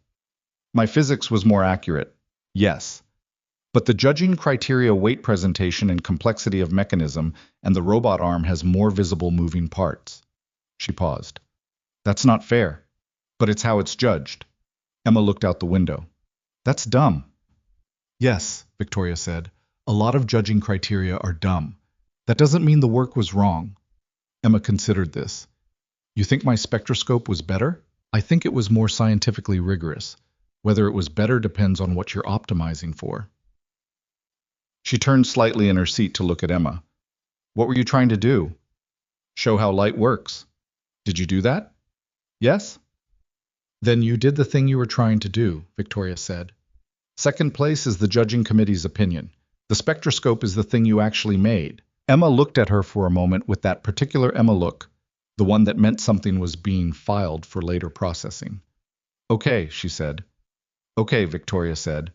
Adrian had said nothing. He started the car. Emma, from the back seat, said, Dad, can we get Chinese food? Yes, he said. Victoria, do you like dumplings? Yes, Victoria said. Good, Emma said, and that appeared to close the science fair matter entirely in favor of the dumpling matter, which was a transition Adrian found both characteristically Emma and deeply welcome. They got Chinese food. Sat around the kitchen table with containers spread across it, and Emma explaining the finer points of the dumpling hierarchy to Victoria, who had opinions of her own that were different from Emma's but defended them with enough seriousness that Emma upgraded her position from received to actively contested. Outside, April moved through the city doing its spring business. Inside the kitchen, 3 people argued about dumplings in the particular way that people argue about things they don't actually disagree about that much but enjoy the shape of the conversation anyway. The scandal broke in May. Adrian heard about it from Derek before he heard about it from Victoria, which he suspected was deliberate on her part. The instinct to contain before exposing, to know the full shape of a problem before bringing it to someone else's space. Derek called on a Wednesday morning while Adrian was reviewing freight contracts. Have you seen the news? Derek said, without preamble, which was how Derek delivered most things he considered urgent. I've been in contracts since 7, Adrian said. Check Langford Systems, Derek said. He checked. The story had broken that morning on a financial news platform with a solid reputation for accuracy, which made it worse than if it had been a gossip outlet. 2 senior executives at Langford Systems, David Carver, VP of Business Development, and Jennifer Marsh, Director of Strategic Partnerships, had allegedly been diverting corporate resources to a competing consulting firm that Carver had a covert financial stake in. 3 client contracts worth a combined $41 million had been steered through Marsh's division towards service providers with undisclosed connections to the competing firm. The arrangement had apparently been running for 14 months. The story had supporting documentation. By the time Adrian had read it through, his phone was already showing a text from Victoria. It said, I know. He called her. She picked up on the first ring. Tell me where you are, he said. Office, she said. Her voice had the specific quality he'd learned to recognize as maximum load control, completely even, completely managed, which meant something underneath it was the opposite. Is your attorney there? Conference call in 20 minutes. I've known about this for 16 hours. She paused. We found it in an internal compliance audit. I've been managing disclosure strategy since yesterday afternoon. That's why you didn't call yesterday. I needed to know the shape of it before... She stopped. Before telling me. Yes. He understood it. Didn't like the instinct, but understood it. What do you need? I need the next 12 hours to be entirely professional, she said. And then I need... She stopped again. I don't know what I need after that. Then figure out the next 12 hours and call me when you're done. It might be late. Call me anyway. She called at 11:47 at night. He'd been awake. He'd known she would call, had known he'd stay up until she did, which was a thing he'd stopped pretending required deliberation about. He was on the couch with a paperback he hadn't actually been reading, and the lamp on, and the house quiet. Her voice, when she called, was different from the morning. Not the controlled professional register. Lower. Tired in a specific way that was less about hours worked and more about weight carried. How bad is it? He said. Two major clients have issued public statements saying they're reviewing their contracts, she said. Three investors have called my CFO asking for emergency briefings. The media cycle is... She paused. It's what I expected, which doesn't make it less. Did you know about Carver and Marsh? No. She said it with a flatness that was also, underneath, something raw. I knew Carver had some external consulting interests. I had no visibility into the conflict structure, which means either my oversight was inadequate or I was deliberately kept out of the loop by people who knew I'd stop it. She paused. I've spent today trying to determine which one. And? Both, she said. I missed things I should have seen, and they were careful about what I saw. She exhaled. Neither thing makes the other better. No, he said. But they're different problems. I know. She was quiet for a moment. The board wants an emergency session Friday. Griggs has already circulated a preliminary agenda that includes a motion for expanded executive oversight, which he had apparently been prepared to deploy at relatively short notice. I was waiting for an opening. Yes. So this isn't just Carver and Marsh, Adrian said. It's two crises happening simultaneously, using each other. That's a precise description of my life right now, yes. He thought about what he wanted to say. He wanted to tell her it was going to be fine, which was the easy thing and possibly the true thing, but was also something she'd have no use for because it didn't help her with what was actually in front of her. What does your attorney think about Friday? He said. That I should go in with a full remediation plan in hand, not a response to Griggs's motion, but a proactive governance proposal that takes the ground from under him. Something I own rather than something I'm defending against. She paused. Which is what I was already thinking, but it's useful to hear it confirmed. Who do you trust on the board right now? Morrison. Alcott, probably, because his problems with me are about ego, not about wanting the company to fail. Patel has been quiet, but she's been on this board for 2 years, and I've never seen her vote against the long-term position of the company when it came down to it. That's 3, he said. I need 4 for a blocking majority. What about the woman? Voss? A silence. She's been having lunch with Griggs. That doesn't mean she's committed, he said. It means she's listening to him. Those are different things. Another silence, this one slightly different. You should have been in business, she said. I am in business, he said. You know what I mean. He did know what she meant.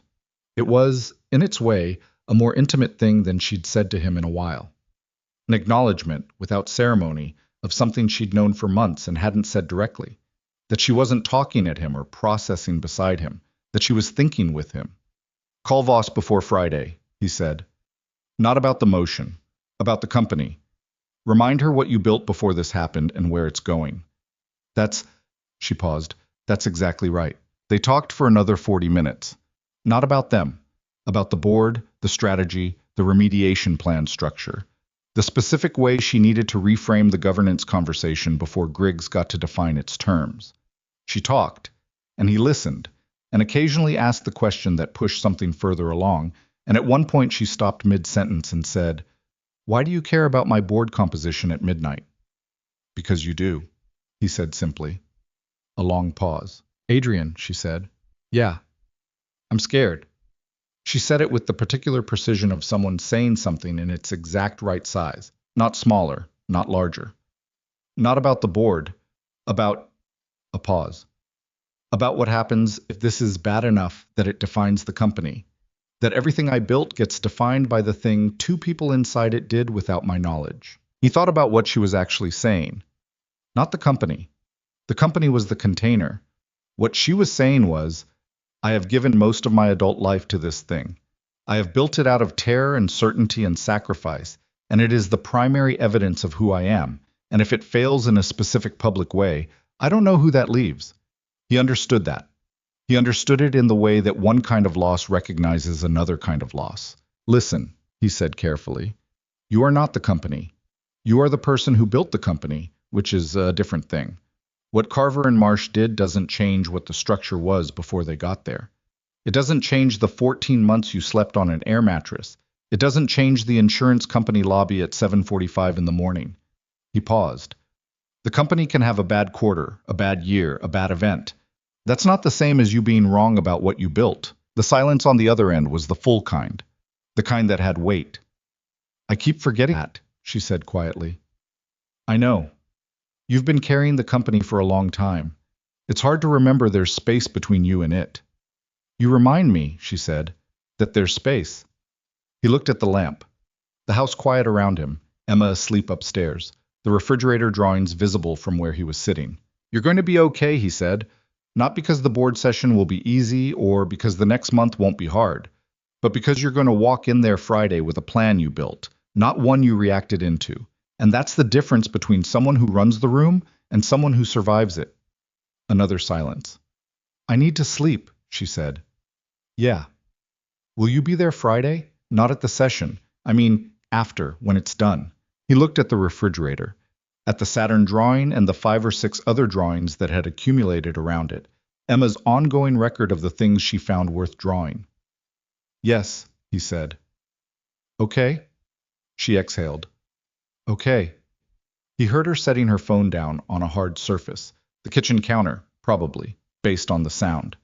He heard the specific quiet of the penthouse that she'd described once as no longer quite so loud with itself. Good night, she said. Good night, he said. He sat on the couch for a while after, the lamp on and the house around him doing its nighttime settling. He thought about a woman 40 floors up across the city, sitting in a designed kitchen with a problem that was also an opportunity and a board that was also a threat, running the calculations that she ran with the relentless precision of someone who had never once let herself get to the end of her reserves. He thought about what Emma had done that afternoon, before dinner, without knowing any of this was happening. Emma had come home from school with a drawing already mostly finished, which she'd completed at the kitchen table while Adrian made dinner. When she was done, she'd gone to the living room where he'd put Victoria's laptop earlier. Victoria's habit of leaving her things in both spaces, now something they'd stopped commenting on, and taped the drawing carefully to the lid. She'd done it with the methodical purposefulness she brought to things she'd decided mattered. He hadn't looked at it closely until now. He got up from the couch and went to the living room and looked at the drawing on the laptop lid. It showed a figure in a cape, identifiable as female by Emma's drawing conventions, with long dark hair, standing in what was recognizably a tall building, surrounded by smaller figures that were probably meant to be board members or business problems or both. The caped figure was not fighting them. She was just standing there, steady in the middle of it. Underneath, in Emma's capital letter printing, it said, "Superheroes are allowed to cry too." Adrian stood in the living room of his house, in the quiet, holding a child's drawing that was directed at a woman currently sitting alone across the city, managing a crisis with everything she had. He looked at it for a long time. Then he took a picture of it, turned off the lamp, and went upstairs. He sent the picture to Victoria before he went to sleep. No message, just the picture. Her response came back 4 minutes later. It was not words. It was just a single period, a dot, a full stop, the kind of punctuation that in their specific language meant received, understood, here. He put his phone down, slept. The Friday board session lasted 6 hours and 14 minutes. Adrian knew this because Victoria had texted him at the beginning, starting now, and texted him again at the end, done. And the interval between those two messages was 6 hours and 14 minutes, during which he had done approximately 40% of his normal productive work and spent the remaining 60% in a state of managed distraction that he would not have admitted to anyone except possibly Derek, who already knew. He didn't hear her voice until 9:17 that evening, when she called from the car on her way back from the office. And the first thing he noticed was that she sounded different from Friday mornings. Not elated. Victoria didn't do elated. It wasn't her register. But lighter in a specific way. The particular quality of someone who has been carrying something at maximum load and has finally set it down on solid ground. Tell me, he said. Griggs withdrew the governance motion, she said. Before the vote? Before the vote. I went in with a proactive remediation framework, third-party compliance audit, revised conflict of interest disclosure requirements for all executive-level staff, a restructured internal reporting channel that bypasses my direct reports and goes to the audit committee.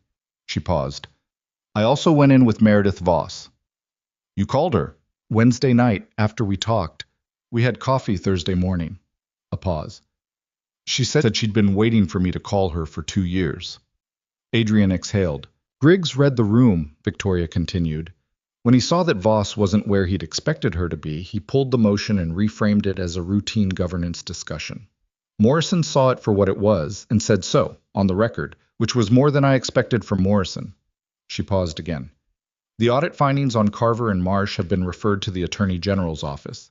The board voted unanimously to support the referral. And your two clients who issued statements? One of them called my CFO this afternoon and asked to schedule a meeting next week. The other one is still reviewing, but their general counsel called to clarify the timeline, which is not how you behave when you've made a decision. She let out a long breath. The media cycle is moving. It's not gone, but it's moving. He heard the car stopping, the sound of the city around her. Adrian, she said. Yeah. I'm outside your house. He looked at his watch. Then he got up and went to the front door and opened it, and she was standing at the bottom of the porch steps in the May evening air, still in her work clothes, her phone in her hand, with the expression of someone who had navigated a very long stretch of difficult terrain and had come out on the other side, not unscathed but upright. He came down the steps. She crossed the 3 feet between them and put her arms around him with a directness that had no performance in it, her face against his shoulder, and he put his arms around her and they stood on the porch steps in the spring night for a while without saying anything. She was trembling slightly. Not crying, so he could tell the difference. Just running down, the way a body sometimes ran down after sustained high-load functioning, not collapsing but releasing. Finally, the tension it had been holding as infrastructure. You're okay, he said. I know, she said, muffled against his shoulder. I know I am. They stood there until she stopped trembling. Then she pulled back, straightened herself with a breath, and looked at the house. Is Emma asleep? She was giving it another 10 minutes. Can I... She stopped. Can I say goodnight to her? He held the door. Emma was in bed with her reading light on, the teenage astronomer book open, but she put it down when she heard them on the stairs and looked at Victoria with the assessment that was Emma's version of a hug. You look tired, Emma said. I am tired, Victoria said. She sat on the edge of Emma's bed. She'd been doing this for 2 months now, the specific sitting on the edge that meant she'd stopped treating the gesture as something that required permission. Did you see the drawing got used? Dad told me. Emma looked at her. Did it help? Victoria looked at her for a moment. Yes, she said. Specifically. It helped specifically. Emma accepted this. Then she said, Pluto is still out there doing its thing. Yeah, Victoria said. It is. Emma looked at her with that old soul quality she had sometimes, the one that made Adrian wonder what she was actually made of, underneath the telescope shirts and the capital letter drawings. You're still out there doing your thing too, Emma said. I was watching the news at Mrs. Kowalski's and you looked very in charge. I was trying to be. You looked like you actually were, Emma said. That's different from trying. Victoria looked at this 9-year-old who had taped a drawing to her laptop and watched the news at the neighbor's house with what was apparently genuine investment in how it turned out. And something in her face did what it did sometimes. Went completely unguarded. Go to sleep, Victoria said quietly. I was going to, Emma said with dignity. Victoria stood up, straightened the blanket, turned off the reading light. Emma made a small sound of protest about the book. Tomorrow, Victoria said. Fine, Emma said. Then, already turning toward sleep, Good night, Victoria. Good night, Emma. In the hallway, Victoria stood for a moment with her back against the wall. Adrian was beside her. The landing was small and the house was quiet and the reading light was off. That child, Victoria said. I know, he said. She stopped. I know, he said again. She looked at him in the hallway with the tired, real, specific expression of someone who had spent the day in a boardroom and the evening on porch steps and was now standing in a hallway in a house that was not designed to communicate anything except that people lived in it, and finding that this was, unexpectedly, exactly where she wanted to be. Stay, he said. Not a question, not a production, just an option. She stayed. The summer that followed was the first summer in 4 years that Adrian could describe with the word good without immediately qualifying it. Not perfect. Nothing in his life had that quality, and he'd stopped requiring it somewhere around year 2 after his wife's death, when he'd understood that the pursuit of a frictionless life was not a reasonable use of the limited energy available. But good, genuinely good, in the irregular, imperfect way that good things were. Victoria had sold this penthouse by August. This was not a decision she announced in advance or ran by him, which he only found mildly irritating in retrospect because he understood it. It was her decision to make, about her space, about what the space represented, and had stopped representing. She told him on a Sunday morning at Meridian Pages, over their standard coffees, with the same matter-of-fact delivery she used for most things she'd already resolved. "I'm selling the penthouse," she said. He looked at her. "When did you decide?" 3 weeks ago." She turned her coffee cup. "I've been in that building for 4 years, and for the first 2 years it felt like evidence of something I needed to prove. And then for the next 2 years it felt like a correct address for a certain kind of life I thought I was living. And now it just feels—" She paused. "It feels like somewhere I sleep when I'm not somewhere else." "Where are you going to go?" She looked at him. The direct look. The one that didn't have an angle. "I was thinking," she said carefully, "about the River North neighborhood. Closer to the office. Maybe something with more than one bedroom." She paused. "Something that could have people in it." He looked at her. "I'm not asking you for anything," she said quickly, which was how she said things when she was actually asking for something, but needed to establish that she wasn't requiring it. "I'm just saying that my thinking about space has changed, about what I need space to be." "Okay," he said. "Okay," she said. They drank their coffee. "Something with a good kitchen," he said. She looked at him.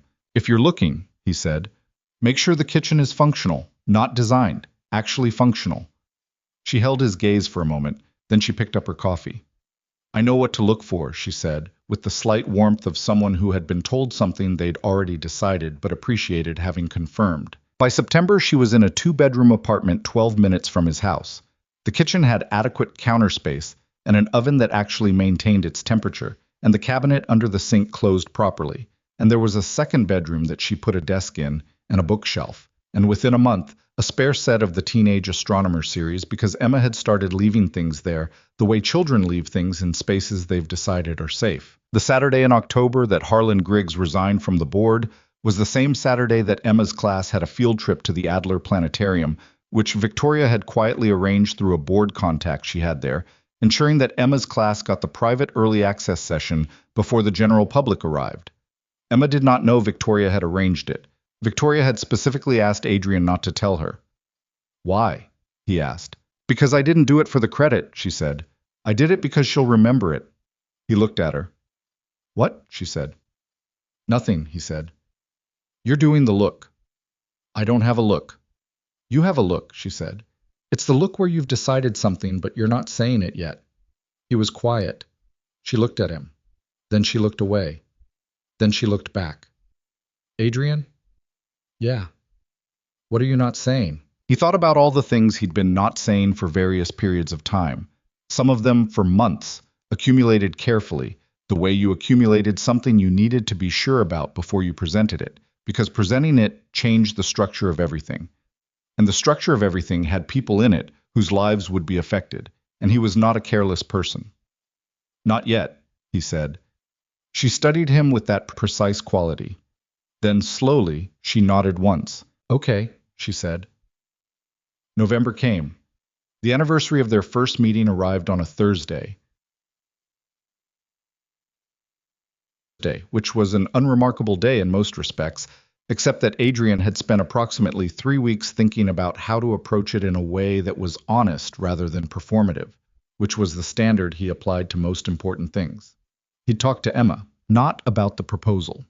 He wasn't ready to make it a thing Emma had advanced knowledge of, because Emma would not be able to not know it at the people it was important she not know it at, which was most people, including Victoria. But he talked to Emma about Victoria in general, about what Victoria meant to their life, about whether Emma was okay with what things were becoming. The conversation happened on a Tuesday night over her homework. "Em," he said.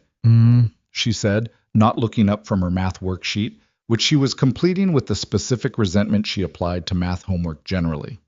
"Can I ask you something?" "You're going to ask about Victoria." He looked at her. "How do you know?" "Because you've been thinking about something for weeks, and Victoria is the only thing you think about that you don't just do." She looked up.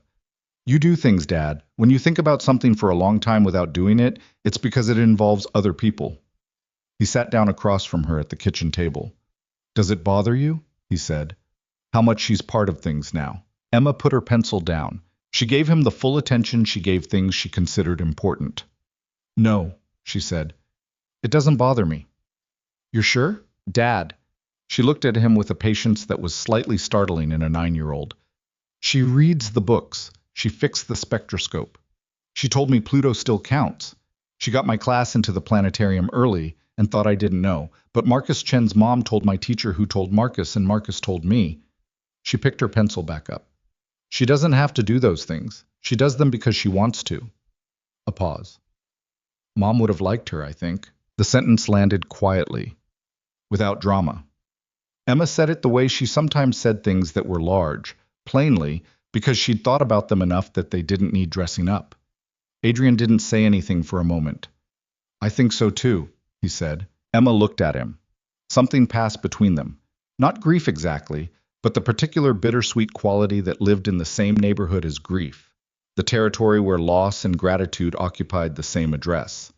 Then Emma picked up her pencil and returned to her math worksheet. Do what you're thinking about doing, she said. She won't say no. He looked at his daughter. The math's not going to do itself, she said, without looking up. He stood up from the table.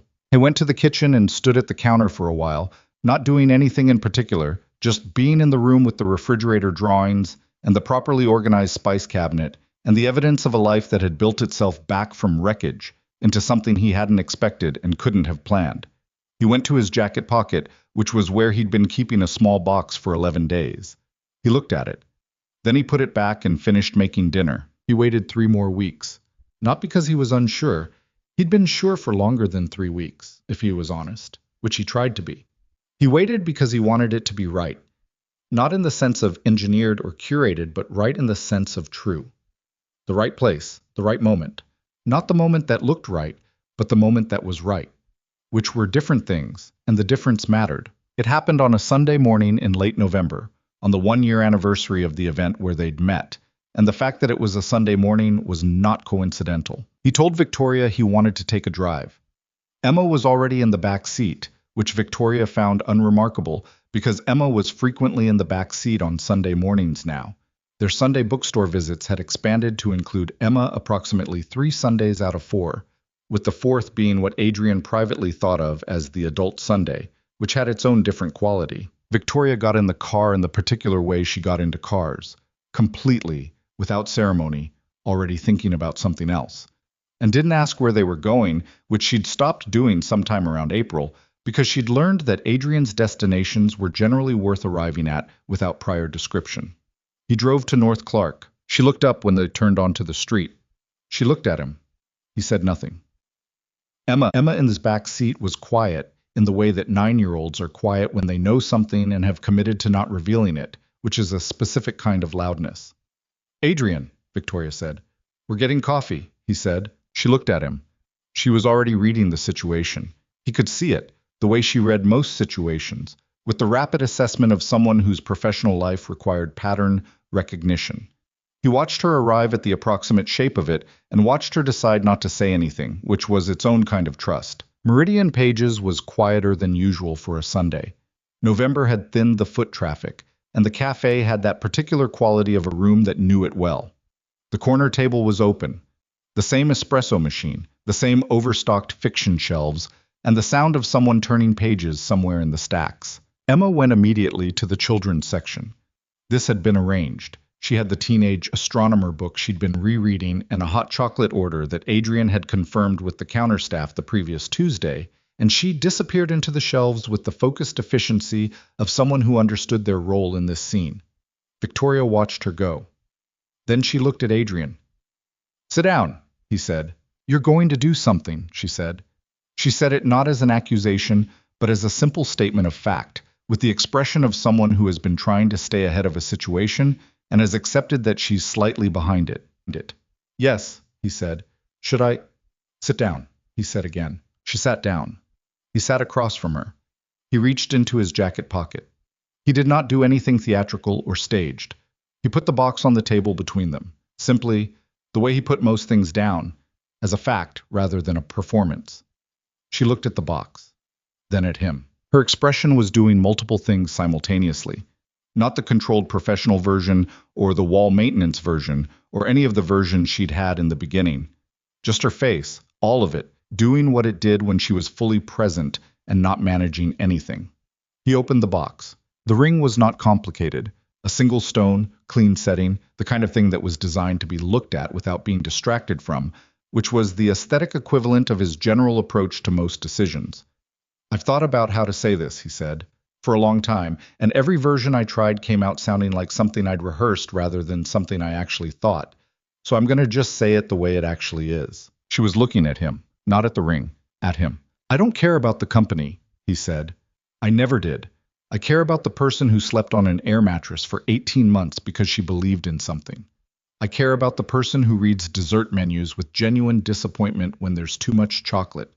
I care about the person who told my daughter that Pluto still counts, and who learned to organize a spice cabinet by use rather than by alphabet, and who taped a drawing to her laptop lid and didn't know Emma already knew. He paused. I care about the person who called me from a sidewalk on a Tuesday when she needed someone to say it out loud to, and who picked up on the second ring when I needed the same thing. She was still looking at him. Her hand on the table was very still. I know you know how to be alone, he said. You're exceptionally good at it. I'm not asking you to stop being that person. I'm asking whether the person who is also very good at being alone would be willing to be not alone. With me. And Emma. In whatever shape that takes. He looked at her steadily. I'm not in a hurry about the shape. I just want to know if you want to build it. The cafe was quiet around them. Somewhere in the children's section, Emma was not reading her book. He knew this. He knew she was sitting with it open and not looking at the pages, which was the Emma version of holding her breath. Victoria looked at the ring, then at him, then at the table. Her jaw moved slightly, the tell that meant she was working through something at maximum capacity. Then her eyes did what they'd been at maximum capacity to avoid, and she let them. She cried the way someone cried when they hadn't done it in a long time.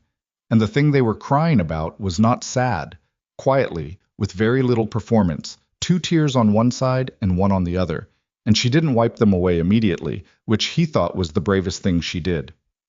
I practiced what I was going to say, she said, which was so perfectly her that he almost smiled. When I understood this was coming, I practiced a response. What was it?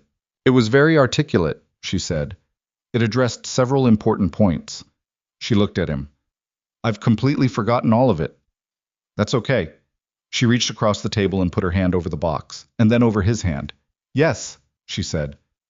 That's the whole thing. Just yes. He exhaled. She exhaled. From the children's section, a small person appeared at entirely the wrong distance to be coincidental, holding an open book she had clearly not been reading, with an expression of constrained information that was visibly at maximum capacity. Victoria laughed. A real laugh. The full version. The one that was slightly inelegant, the one that the Forbes cover photo had never come close to. Emma, Adrian said. I wasn't listening, Emma said from 11 feet away. You absolutely were. I was reading. She held up the book. The page was visibly the same page it had been 20 minutes ago. Did she say yes? Victoria looked at Emma across the cafe. This small, fierce person with her escaped ponytail and her telescope shirt and her particular way of being completely present in a room without making any adjustments to herself on behalf of the room. And she felt something that she had no precise word for, and didn't try to find one. Something that was built out of a year's worth of Sunday mornings, and a spectroscope and a hot chocolate order confirmed in advance, and a drawing that said superheroes were allowed to cry too. Yes, Victoria said. She said yes. Emma looked at this information seriously. Then she closed her book, walked to the table, and sat down in the third chair with the complete matter-of-factness of someone who had known how this was going to go and had simply been waiting for the rest of the room to catch up. Good, she said. Can we order? I finished my hot chocolate. Adrian looked at Victoria. Victoria looked at Adrian. The ring was on her finger now. It had gone on simply, without ceremony, the way things went when they were right rather than staged. The stone caught the cafe light. He ordered Emma another hot chocolate. He ordered Victoria a cortado she hadn't asked for, and she accepted it, without comment, which was how they communicated in the private language they'd developed over a year of Sundays. Emma began a new hot chocolate and immediately began a new installment of her ongoing assessment of the Voyager probe's current position because there had been updates. Outside on North Clark Street, November was being exactly what November in Chicago always was: cold and gray and persistent, and entirely unmoved by any of the things happening inside the bookstore. The city went on. The espresso machine made its noises. Pages turned somewhere in the fiction section. Adrian looked at Victoria, who was listening to Emma's Voyager update with the full attention she gave things. She found worth understanding, her new ring catching light, her cortado untouched for the moment, her hair slightly imperfect in the way it was when she'd stopped spending 40 minutes on it, which he'd taken quiet note of over the past several months as one of the clearest possible signals of a person becoming comfortable in their own space. She looked up and caught him looking. He didn't look away. She didn't either. Emma, who had been watching them watch each other with the peripheral vision she deployed on things she was pretending not to monitor, said, "You're doing that thing again." "What thing?" Adrian said. "The thing where you look at each other and don't say anything and think I'm not noticing." "You're very perceptive," Victoria said. "I know," Emma said. "Mrs. Chen told my teacher I have above-average emotional intelligence. I looked it up." She took a sip of her new hot chocolate. "It means I notice things." "It does mean that," Victoria agreed. Emma looked at them both with the expression she got when a situation was meeting the standard she'd set for it. Then she turned back to her hot chocolate, apparently satisfied. Adrian reached across the table and took Victoria's hand. She turned her hand over and held his, the same way she'd done it the first time, in the kitchen of her penthouse, on a rainy December Tuesday, when the walls had finally come down. Down not because something dramatic happened, but because she'd gotten tired of the maintenance. "I thought about all the things that could have gone differently. Derek could have changed the pairing at the Meridian mixer, and none of this would exist. Victoria could have decided the bookstore suggestion was too vulnerable and pulled back before Sunday morning. He could have let his own fear of hope keep him at the careful functional distance he'd maintained for 4 years before that night. He thought about the specific, accidental nature of real things. How they didn't arrive with announcement or guarantee. How they required the particular combination of courage and accident and stubbornness that made showing up on a Friday night you almost skipped into something that changed the entire shape of what came after. He thought about Emma, who had read his phone message without guilt and asked the right question, who had decided from a position of complete authority that Victoria was serious, who had taped a drawing to a laptop lid without needing to see the outcome to know it mattered. He thought about what his wife might have said about all of this. He thought about it without the specific grief that used to accompany that thought. Not because the grief was gone, but because grief, like most things you carried long enough, eventually found a place to sit that wasn't in the middle of everything. It was still there. It would always be there. But it had, over time, made room. Emma was right, he thought. She would have liked Victoria. Victoria, who was not smooth or easy or uncomplicated and had never pretended to be. Victoria, who organized things by system and had to be talked into organizing them by use. Victoria, who circled things she was afraid of before committing to them. Victoria, who had cried in a bookstore cafe over a proposal that didn't have a speech, just a man telling her the truth about who she was to him, without decoration. Victoria, who was currently holding his hand and listening to his daughter explain orbital mechanics, and who had, somewhere in the past year, quietly and without announcement, become the third fixed point of his world. Some things, Adrian thought, were worth waiting 4 years for. Not because the waiting made them better. Not because suffering was somehow the prerequisite for anything good. But because some things needed you to be exactly the person that time and loss and the hard work of continuing had made you, patient enough to let something real develop at its own pace, honest enough not to perform what you felt, present enough to notice the moment when someone else stopped performing too. He hadn't gone to that networking event looking for anything. He'd gone because Derek guilted him, and because a peanut butter Saturn sandwich made him feel tired in a way that sleep didn't fix, and because 11 days of a gold-embossed invitation sitting on his counter had finally constituted a kind of gravity. The universe, apparently, had its own logistics operation, and its routing was better than his. Victoria squeezed his hand. He looked at her. Outside, Chicago went on being Chicago. Enormous and cold and completely indifferent to the small, irreversible, enormously important things happening inside a bookstore on North Clark Street, where a man and a woman and a 9-year-old with emotional intelligence sat around a cafe table and were, without quite having planned it, a family. Emma set down her hot chocolate. I think, she said, with the gravity of someone making a considered announcement, we should come here every Sunday. Victoria looked at Adrian. Adrian looked at Victoria. We already do, he said. Emma looked at both of them. Something in her expression settled. The particular settling of a child who has gotten the answer she needed and can now move on to the next thing. Good, she said, and turned back to the Voyager probe, which was still out there, still moving, still doing exactly what it had always been doing, regardless of what anyone decided to call it or how they chose to measure the distance it had traveled. Still going, still going.